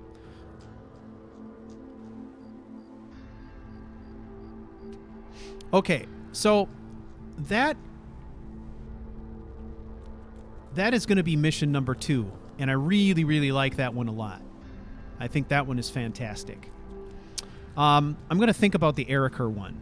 I think that we could use some console commands to get at Eriker if we wanted to, but there may be some better alternatives.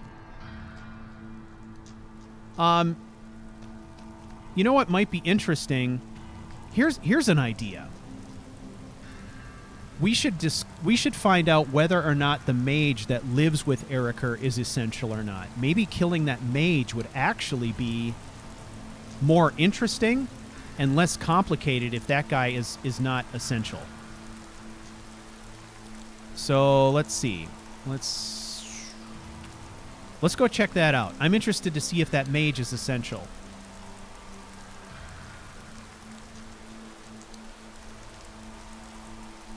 He will not be going down to check his handiwork. No.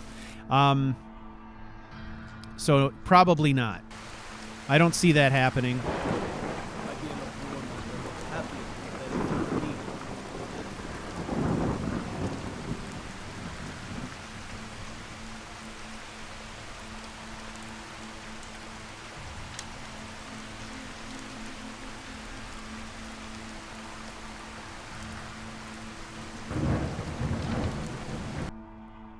I'm thinking he's not going to go down there and check. The whole point was to take the shot, right? There's Eriker right here. Let's let him go get situated.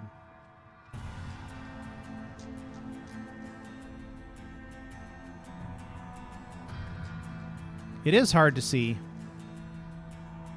Okay, if he's not essential, then the mage is going to be the target. I mean, the other thing we could do is we could try to create some situation where Kaleo goes down. You lazy milk drinker. You finished studying the imports from Black Marsh? Oh, okay. I mean, we could have something where he goes down and checks, but then suddenly I'm going to have to kill 4 guys, you know, and all that kind of stuff. So, I don't know. I'm not sure.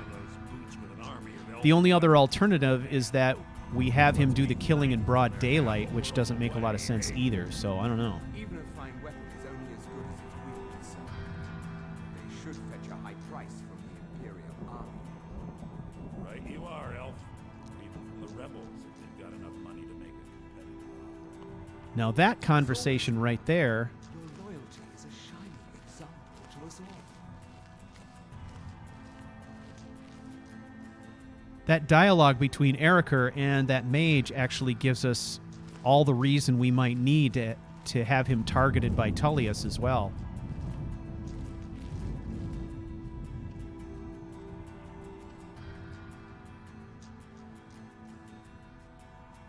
Why the hell is he up?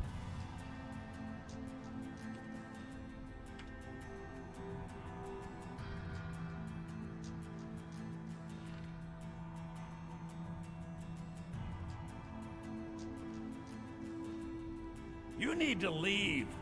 Yeah, go fuck yourself.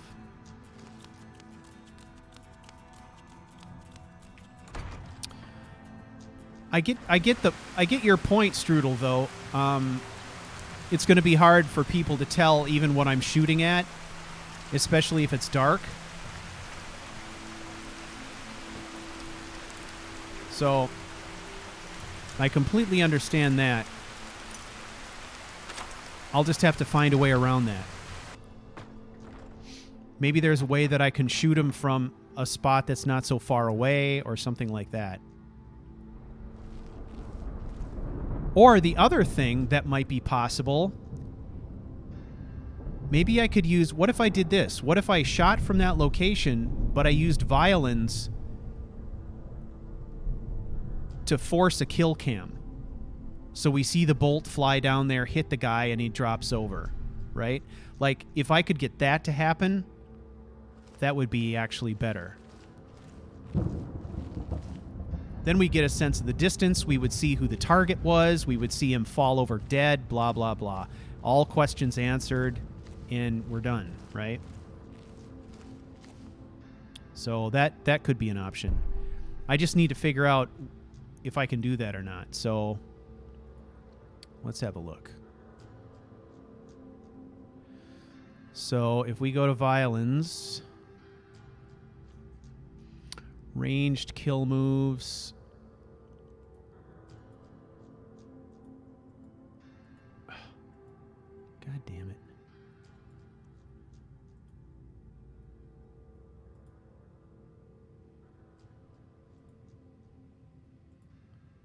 Archery, okay.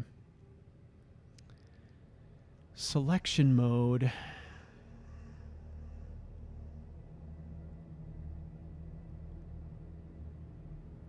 We turn off the last enemy restriction, and we've got kill move chance at 100%, right?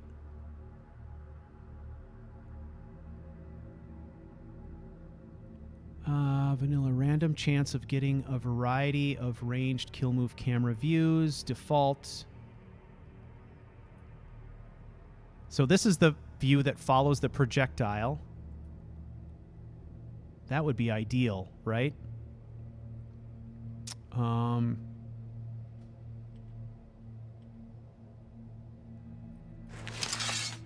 Okay, so what we're testing right now, however, is this. So this target actually makes a hell of a lot of sense, too. Wait a second.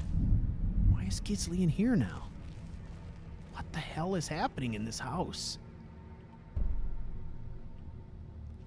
Oh, shit. Is he sleeping with a mage tonight? Mixing it up?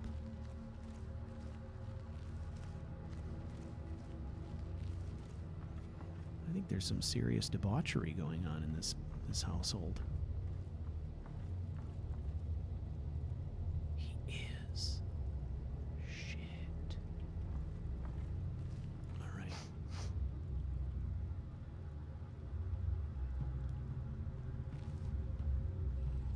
All right. Let's go back. Load. Quick save.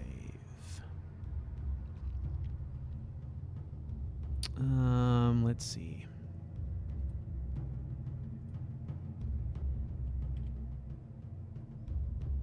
Let's go to this one right here.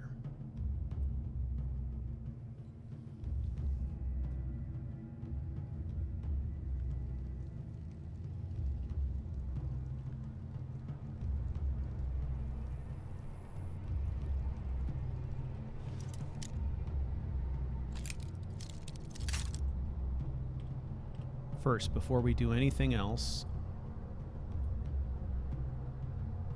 let's set this mod up.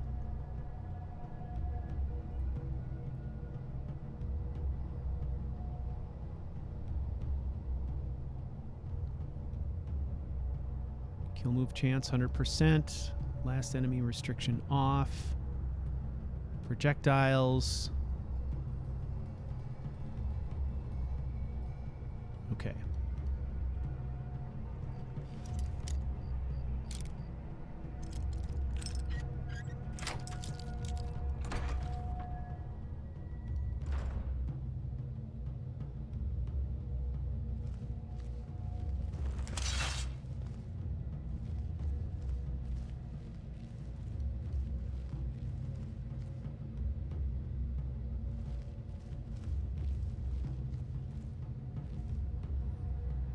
Okay. Mage down here is ideal. No, it's Eriker this time. Christ on a cracker, these guys get around. Okay, let's go up here. Yeah, I do have it set to magic, but it looks like it's it looks like it's an on switch. Like magic is on, confirmed. Archery kill cams are on, confirmed, right? It doesn't look like it's one or the other. It's like you turn on them all or they're all off. I don't know.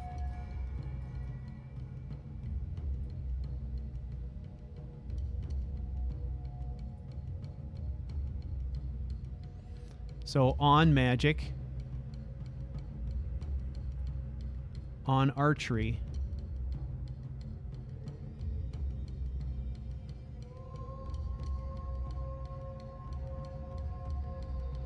I don't know. That's a weird way to put it.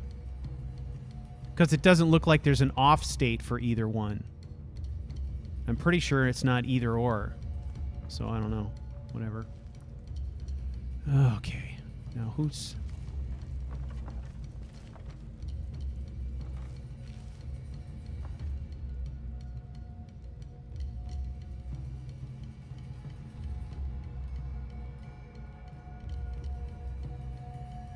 Huh.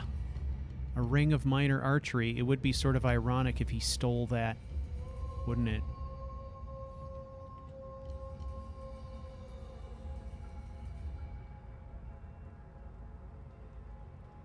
Oh no. By the... What have you...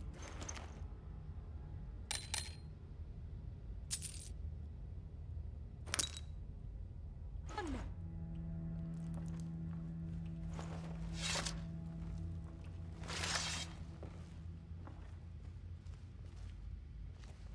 So.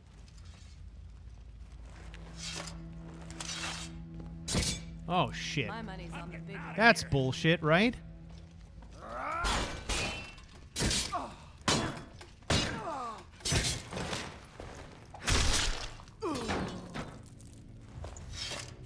Get out of here.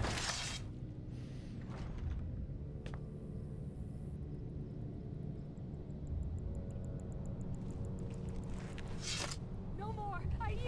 I yield! Oh, stop yielding, you goofballs. Yeah, we'll have to see how that plays out. So, yeah, if Gisli is there and wakes up, or Eriker is there and wakes up, it's gonna turn into a total shit show. So, we'll have to figure that part out. See, this is the shit show I'm talking about right here, right?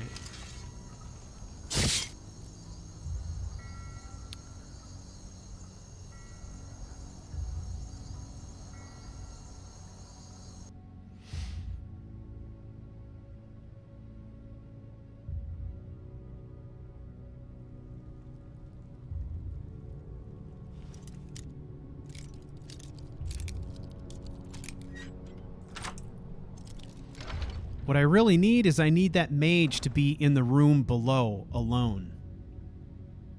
That's what I need.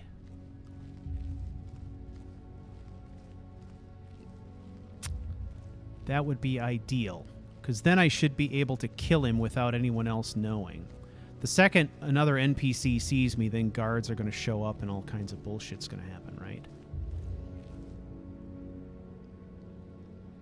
And this is Eriker again, right? Son of a bitch.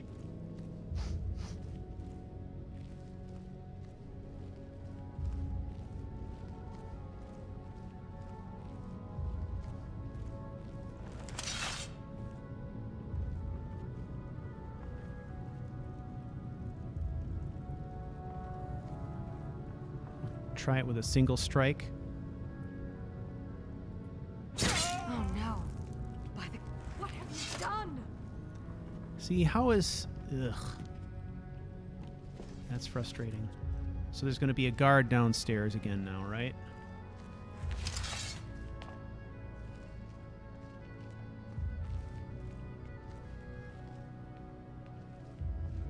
And I can't kill Gisli because she is going to be all essential-like. See, look at Erica's still asleep. Money is on the...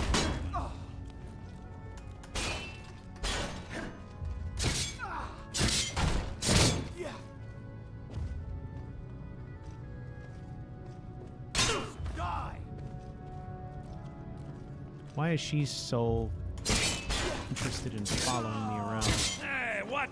Someone do something! Alright, that's going to be Fakakta. Okay? It's going to be Fakakta. So I feel like I'm going to have to just keep reloading the fucking thing until everyone's in the right place. And I can't do that live, so that's another thing I'm going to have to record. Which sucks. It's not what I want to do. I don't want to be recording shit. So this may not be a good option. So I may need to find another target.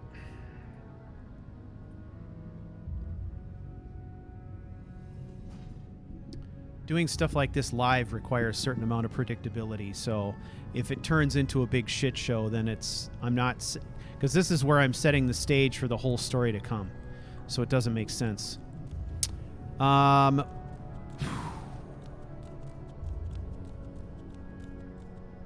We got targets in the Bard College, but I'm sort of inclined to just completely stay away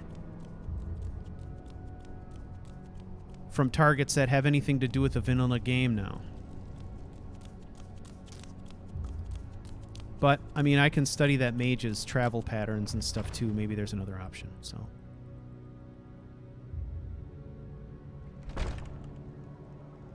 So that mage... I don't know where all he goes. I know he goes to the Blue Palace and he spends a lot of time there, and then he's at Eriker's house. I think as long as Eriker is at the Blue Palace, he's there too.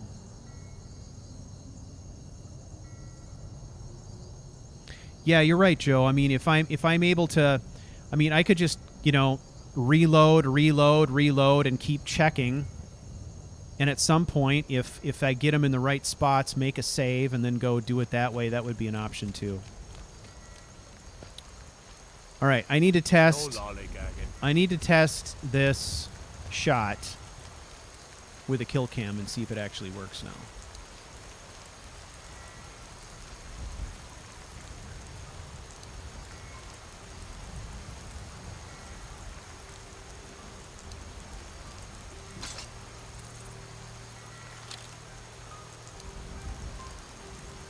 Okay.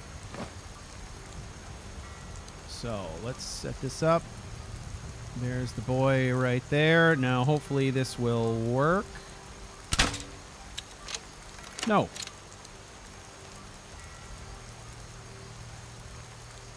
So what's the deal with that?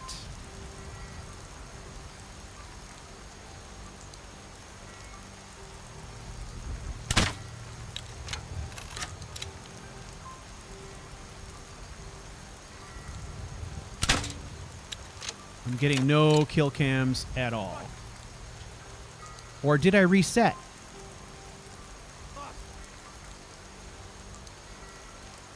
I did. So I went back to that old save and it didn't have that configured. So I gotta check that. Alright, fuck.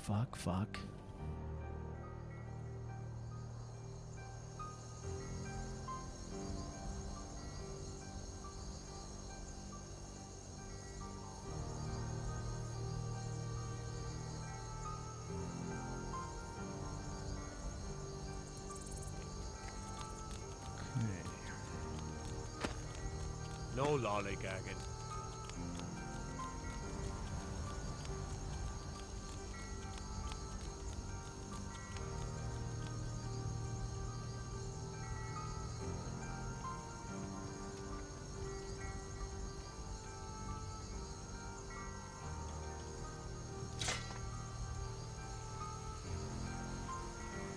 The camera view thing? God damn it.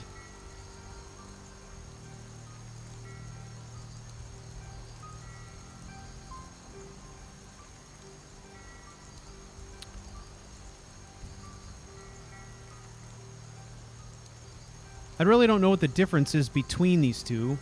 There's some where it looks like you're actually riding on the projectile, and maybe that's what this one is. whereas the other one seems to be like sort of a panning shot of the thing, maybe. Oh, and sometimes you get shots, which I think are also vanilla, where you see it come in like from the victim's perspective. Let's just try projectiles and see what happens.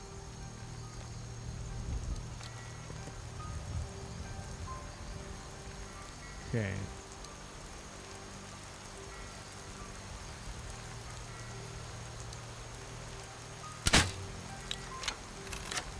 Nothing.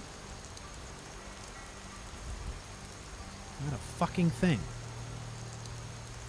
Why is that? It's 100%, right?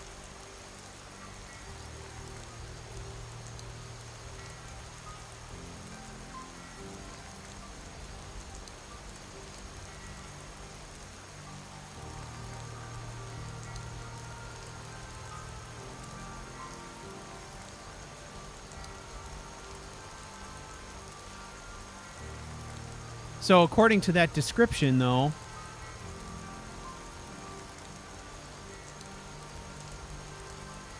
selection mode, automatic.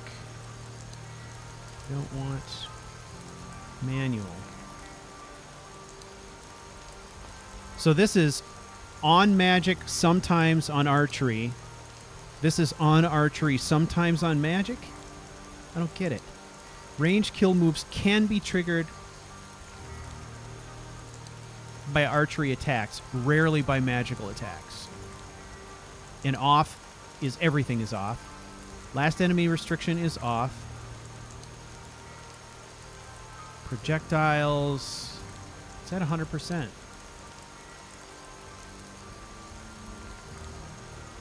Okay, well.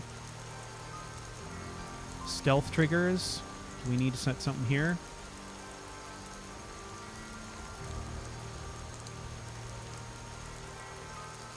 Kill move chance 100%. Okay.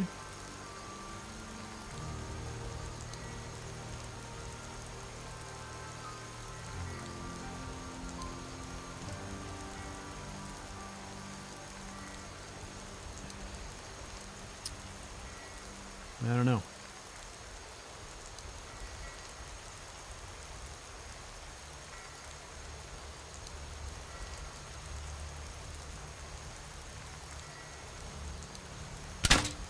Well, there.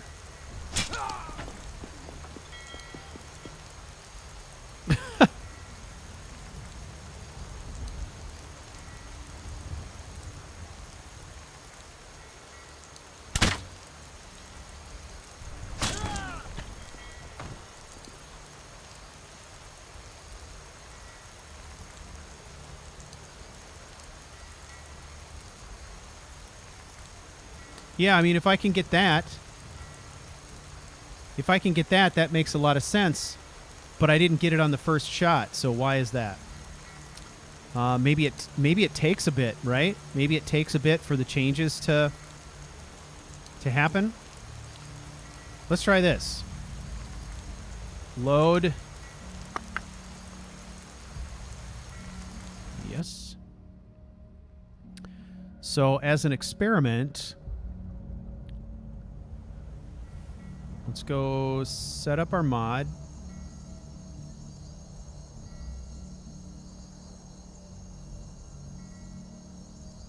Okay. Archery. Manual.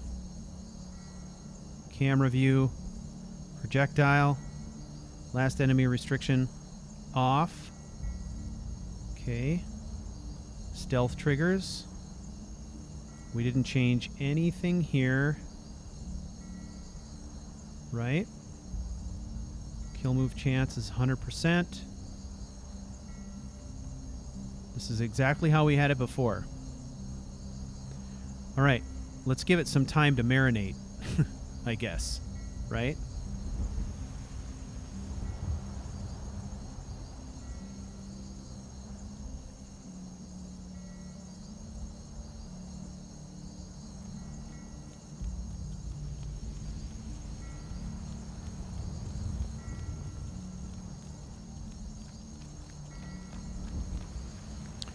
So we're just going to kind of tool around a bit here.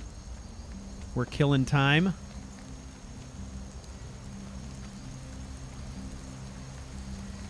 I used to be an adventurer like you. I took an arrow in the knee. Hopefully what that means is things are kind of happening in the background and it's kind of resetting itself or whatever, hopefully.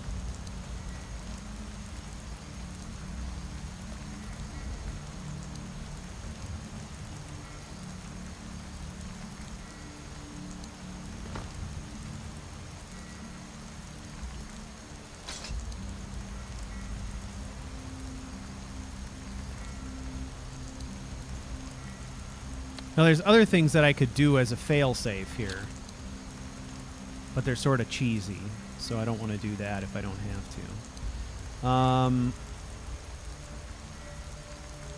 All right, so I guess let's try our opening shot here, see if we get what we need. No.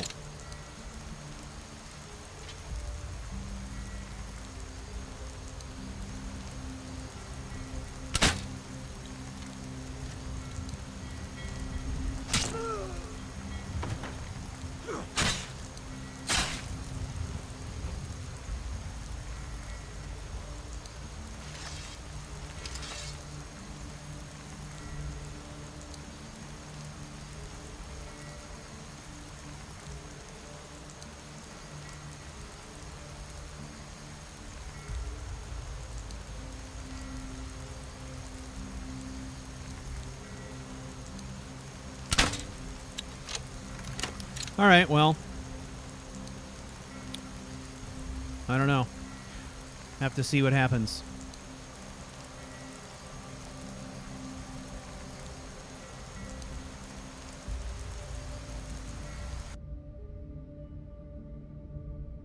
Yeah, I don't know why it wouldn't trigger on that first shot.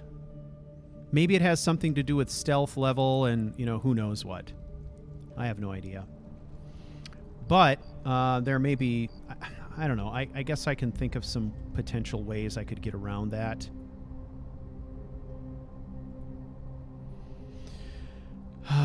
Let's see. Let's go in and configure this right now.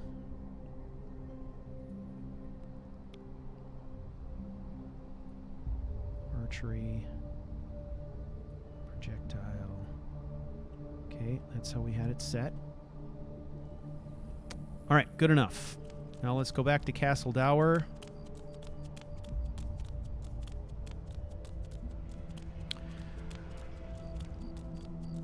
So I'm not gonna.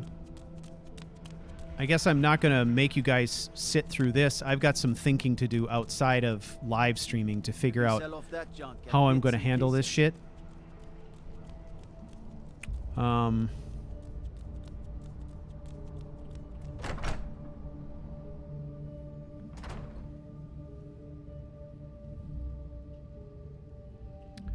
I'm telling you. But I'm confident I can come up with an alternative. He'd be insane to try. I've got options. He'd be insane to try.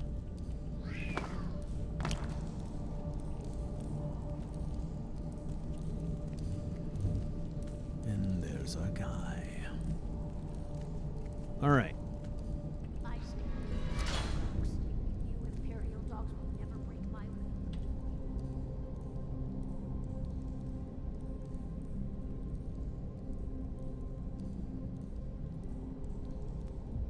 Okay, I'm going to go ahead and we'll make a new master save here just because we've got that mod set up how we need it at this point, or how we think we need it. When the time comes, I'll play test it prior to going live or prior to recording, and then I'll decide how I'm going to handle that. Okay, cool. So, questions answered. Floating soldiers, haven't seen any more of those yet. Still more testing to do there. The audio sync, yes. Gray Face Girl, yes. Finalize audio levels. I think I've got that nailed at this point. Test stream recording, I will check that later. Oh, I was going to also test some multi-stream options but I didn't really get around to that. I'm trying to figure out whether or not it's worth it for me to also stream to Twitch at the same time. I don't know if it's worth the hassle or not, and I don't think I'm going to test that tonight. I think we've tested enough. The escort mod is looking great. It's going to work just like I need it to. The guard mod is looking great. It's going to work like I need it to. The Draugr logger ad is working great. So at this point, I feel like we're pretty much ready to go. Really, the last remaining issue is to get our character up to level 10. And that's probably going to be some more running around, a couple more laps through the forest along the road there to see if we can generate any CTDs, any final things there. And then just picking the right perks at that point. So, pretty good overall.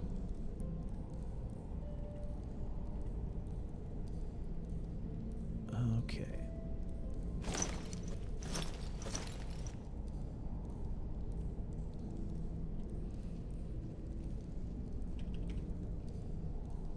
All right.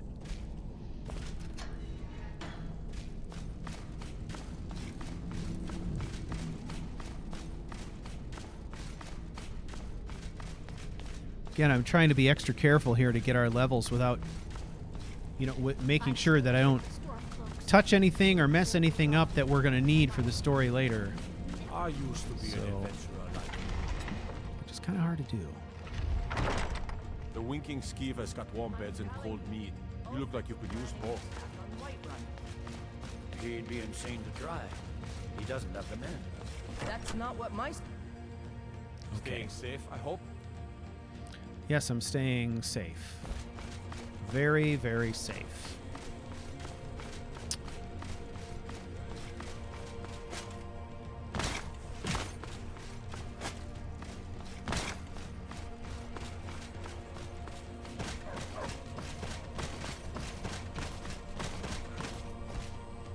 Yeah, the kill cam thing is not very dependable. I've noticed that as well. I feel like it never functions the same twice, but what do I know? What is it, Imperial?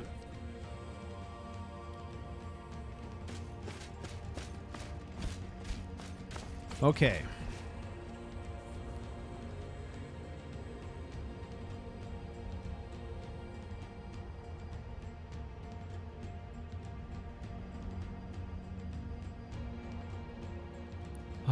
Is there anything else that we need to work our way through?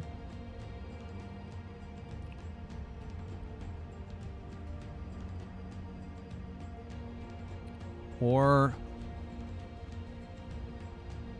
are there some goons that are in a pretty harmless location that we could go and kill?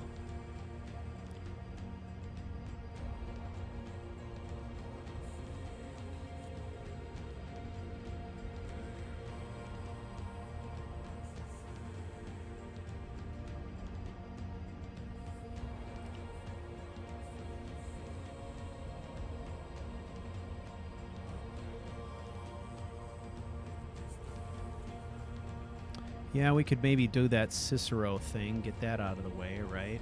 That's pretty annoying.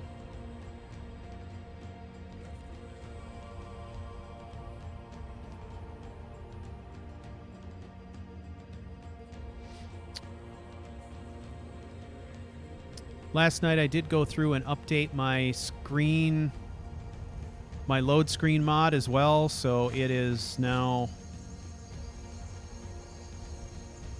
It has now got all the updated images in it, all the images that I set to grayscale, so they don't look like parchment anymore. Everything looks kind of black and white at this point, so they all match. So I got that artwork updated.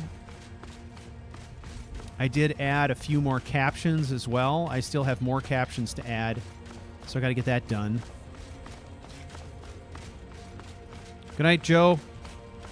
Maybe I'll talk to you tomorrow.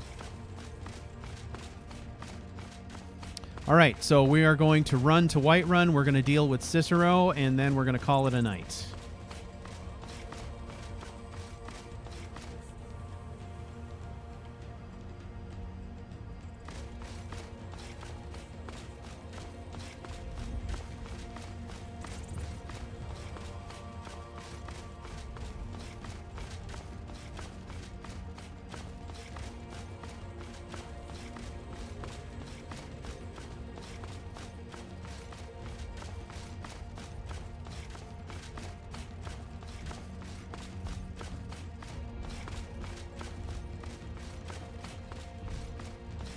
I've been trying to make sure I don't do too much meditation either. That reminds me, though, I do need to confirm that we're following the right god here. So we're close by. Let's run up here and double check this. Because I think I may have unintentionally switched that. I want to make sure that I didn't.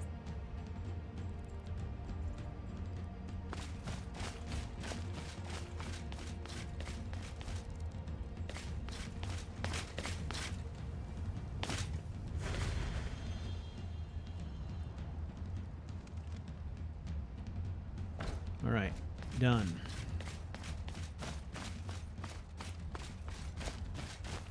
All right, so no more meditation. We're going to let the favor with Hunding drop so that we can kind of pick it up once the story starts.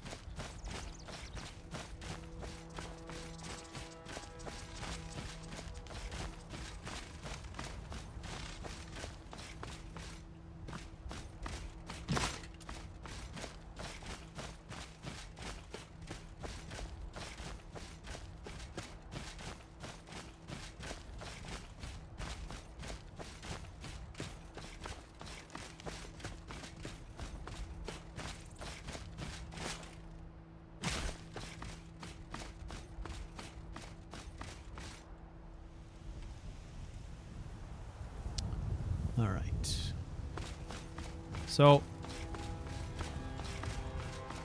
looking for floaters and CTDs. We're doing something right because we haven't gotten any crashes over 2 nights of testing, which is pretty great. Prior to that, before I busted him back down to first level and started working my way up, we were getting, I think I got 5 or 6 CTDs. So this is a big improvement.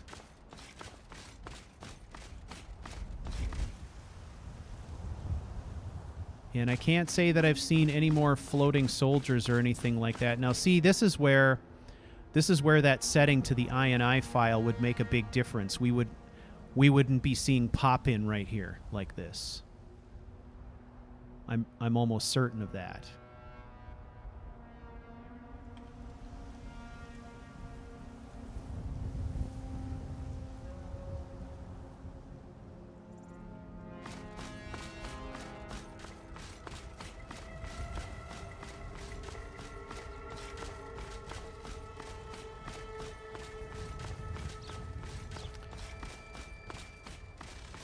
So if I look off to the side like this as I'm running, you don't see that stuff coming ahead, right? It's less noticeable, but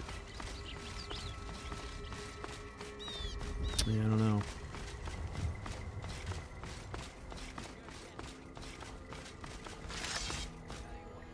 You start running, or I can stab you in the back.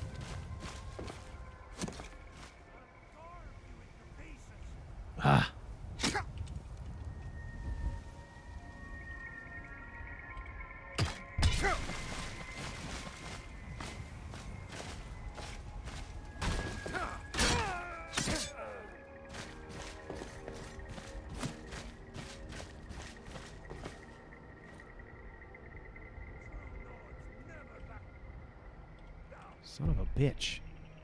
That keystroke is giving me a lot of trouble tonight.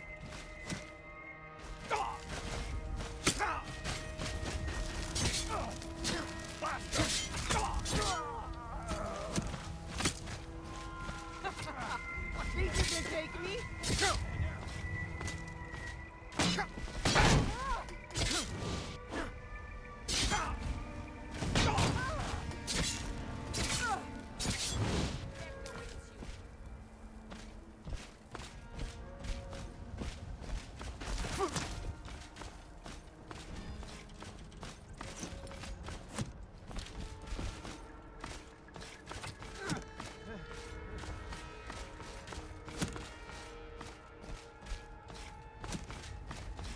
Oof, I gotta draw them out.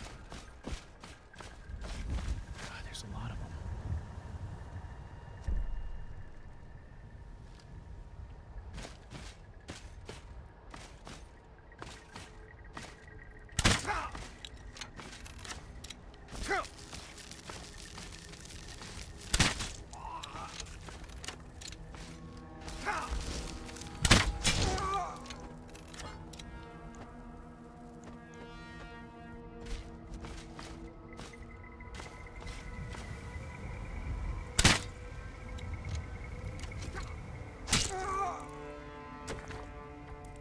Well, there's one.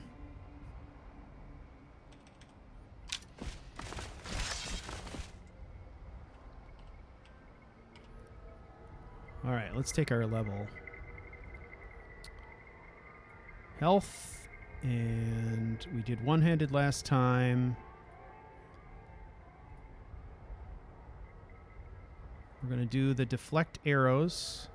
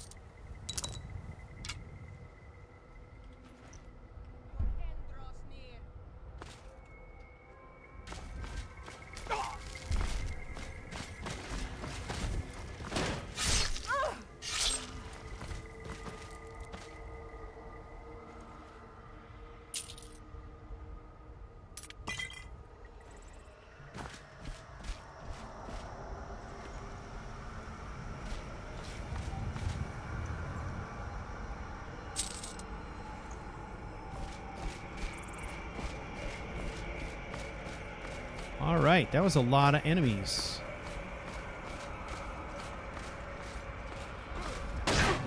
Haha.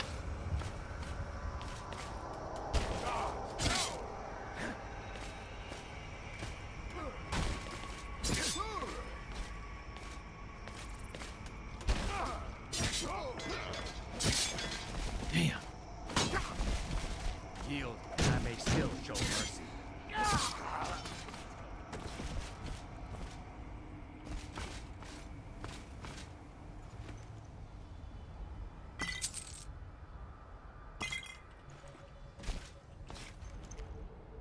So this is the kind of battle that we do need when he finally gets out, right?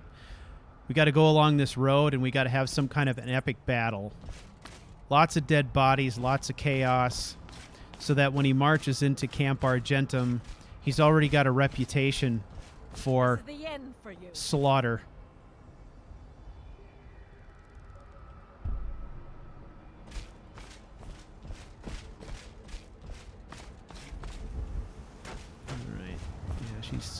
She's kind of stuck. Ooh, there's more.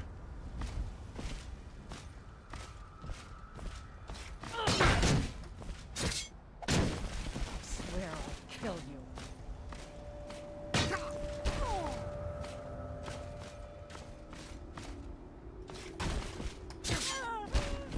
you. Ooh. She broke my power attack there. I can take you.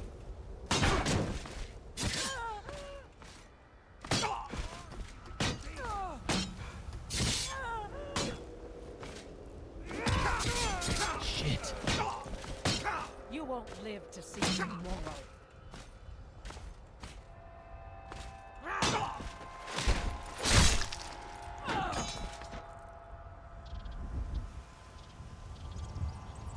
Okay.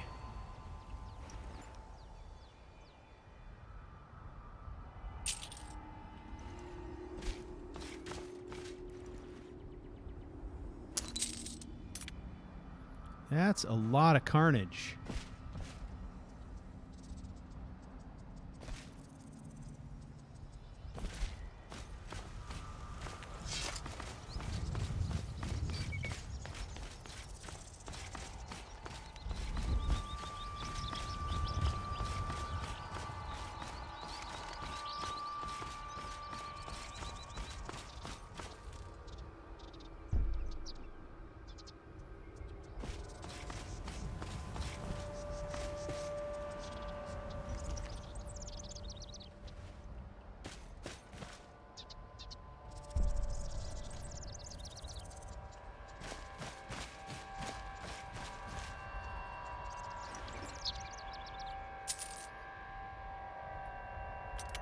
I'm counting 10 enemies so far.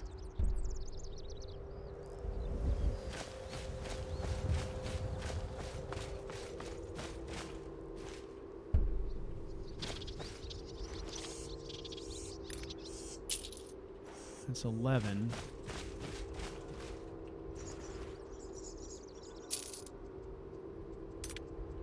$12.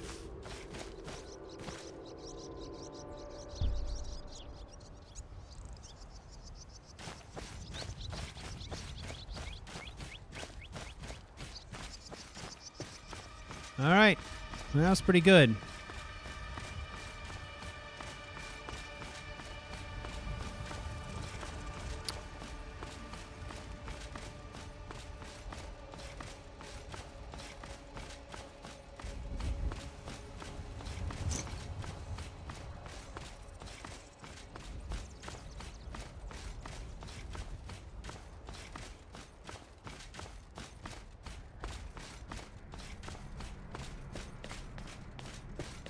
So I think once we get to Camp Argentum, there's going to be... It's going to be kind of an arduous journey there.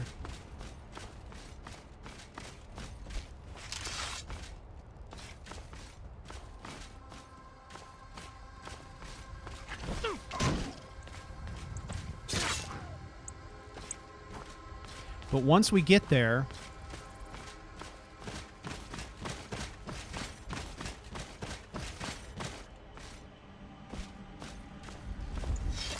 Then at that point,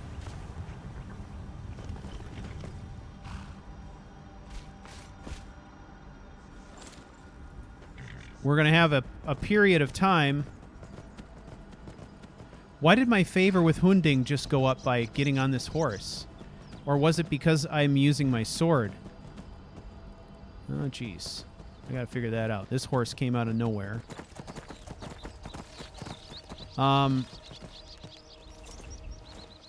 So what does he do? Does he stick with us or does he take off now? Well, he won't be taking any horses. So then it's going to turn into, for a little while anyway, kind of the equivalent of a series of interesting fetch quests. Because at that point, Kaleo will be at Camp Argentum. He will have a superior officer that he is reporting to. This is going to be an officer who hates him, by the way, and an officer who is going to keep sending him on missions that are becoming progressively more dangerous and difficult to handle as a solo soldier. I'm still sore where I took that arrow. So at that point, we'll have a little bit of breathing room, so I'm going to have to, you know, figure out how these are going to be put together. There's going to be a fair amount of travel going on, and I'm going to try and find a way to make it exciting. I'm still working on what that's going to be. Thinking I might sprinkle some other stuff in there. But essentially it's going to be you know, he will be getting written orders from his superior officer saying, you got to go to this location and do this thing. And that'll be either an existing quest or it'll be something I make up. Or some combination. Stuff like that.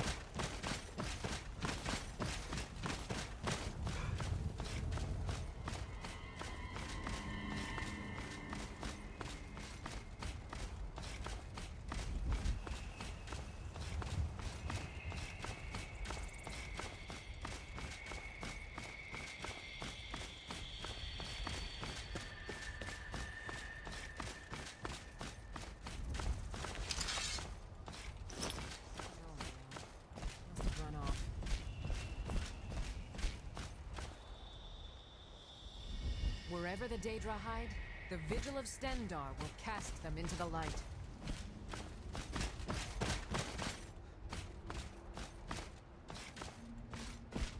The Legion's always looking for strong, capable warriors. If you think you've got what it takes, All right. quarters are in solid. That was another trip through the forest. Pretty much unscathed. No floating soldiers, no crashes. All right, so let's move forward.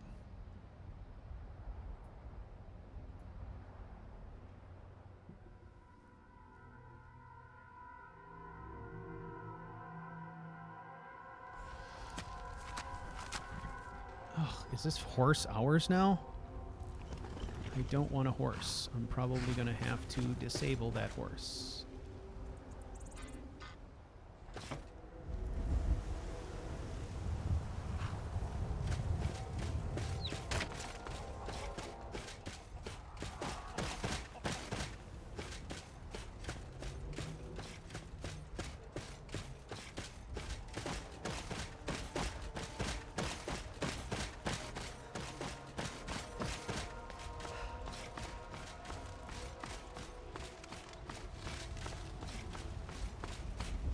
I mostly deal with petty thievery and drunken brawls.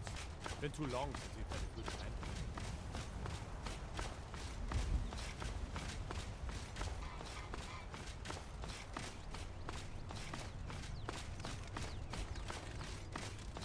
Thanks, y'all, for sticking with me. And Bayofish, because I know you watch these things, thank you for all the hard work on these mods. Everything is working out really nice. Everything we tested tonight certainly is working out great. So that's pretty cool. Appreciate that.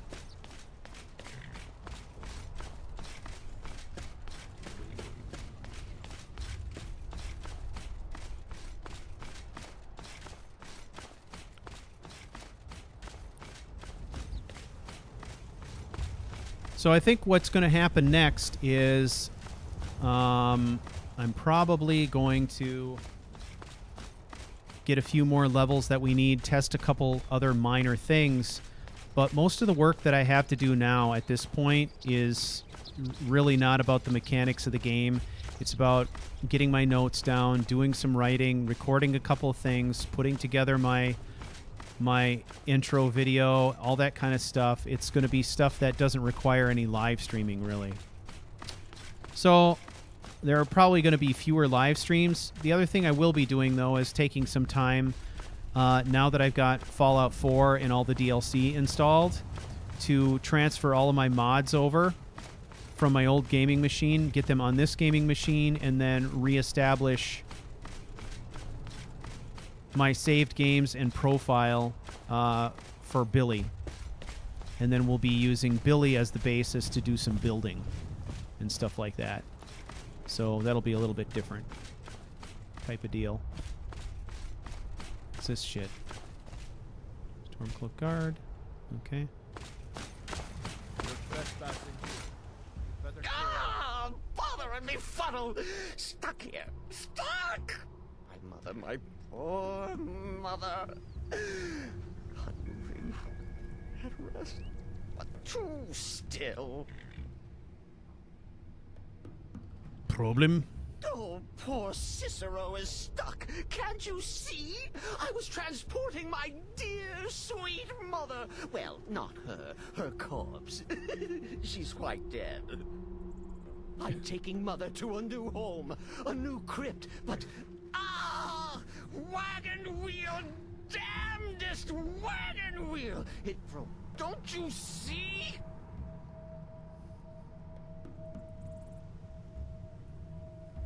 Oh, yes! Yes, the kindly stranger can certainly help. Go to the farm, the Lorius farm, just over there off the road. Talk to Lorius. He has tools. He can help me, but he won't. He refuses. Convince Lorius to fix my wheel. Do that, and poor Cicero will reward you with coin. Gleamy, shiny coin!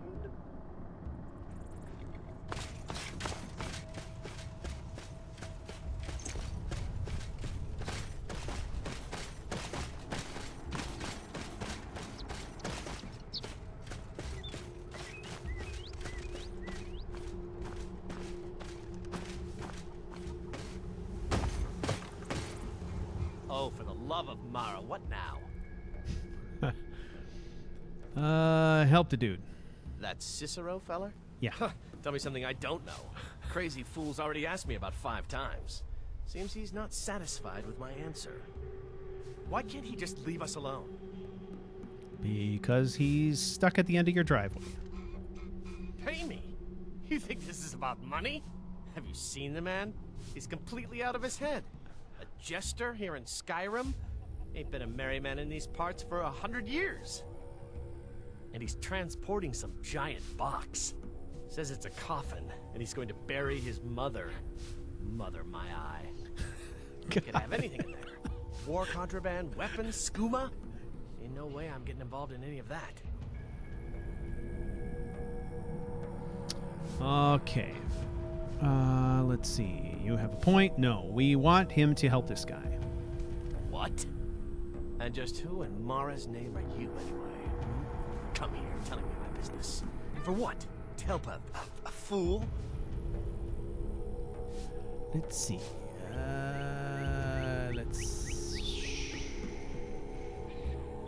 Look, yes, you're right. Do it. Feller might be nutters, might not. The fact is, he needs help. I turned him away. What kind of a man am I, huh? Look, thanks. And I'm sorry for my unneighborly reaction. If you talk to Cicero, you be sure to tell him I'll be down to help soon. All right, excellent. Now we can get Cicero off the road. Have this thing done. So we don't have to risk running into him. And all the baloney that goes with it.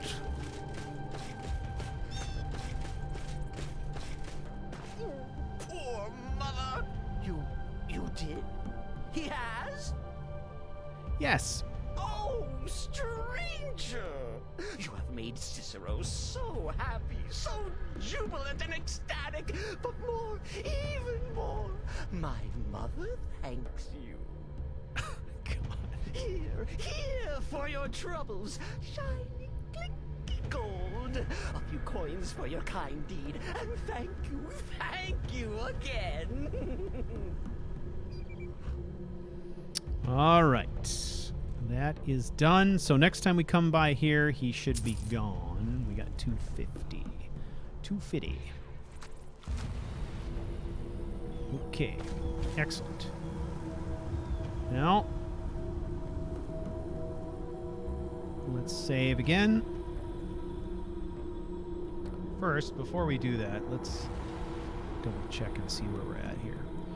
Okay, we're all about halfway to level 8.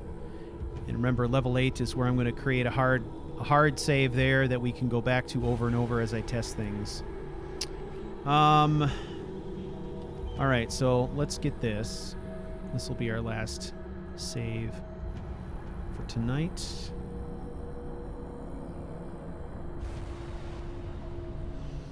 All right, you guys, that is it for tonight. I'm going to hit the sack. Thank you all for your help. My guess is this is going to be probably... I don't know. I guess at this point, I'm thinking this may be our last live stream for Kaleo until the actual story starts, just because there's not that much left to do, and I've got a lot of writing I need to do, and frankly, there's some things now that I would like to test and hold back so that you guys have some surprises as the story begins. You already have, you guys already have many of the broad strokes, so I think that about does it. But anyway, there will be some more live streams to come, but more than likely they will be Fallout and perhaps some other things too. I don't know. So thank you all very much for your kind attention and support, and I will catch you all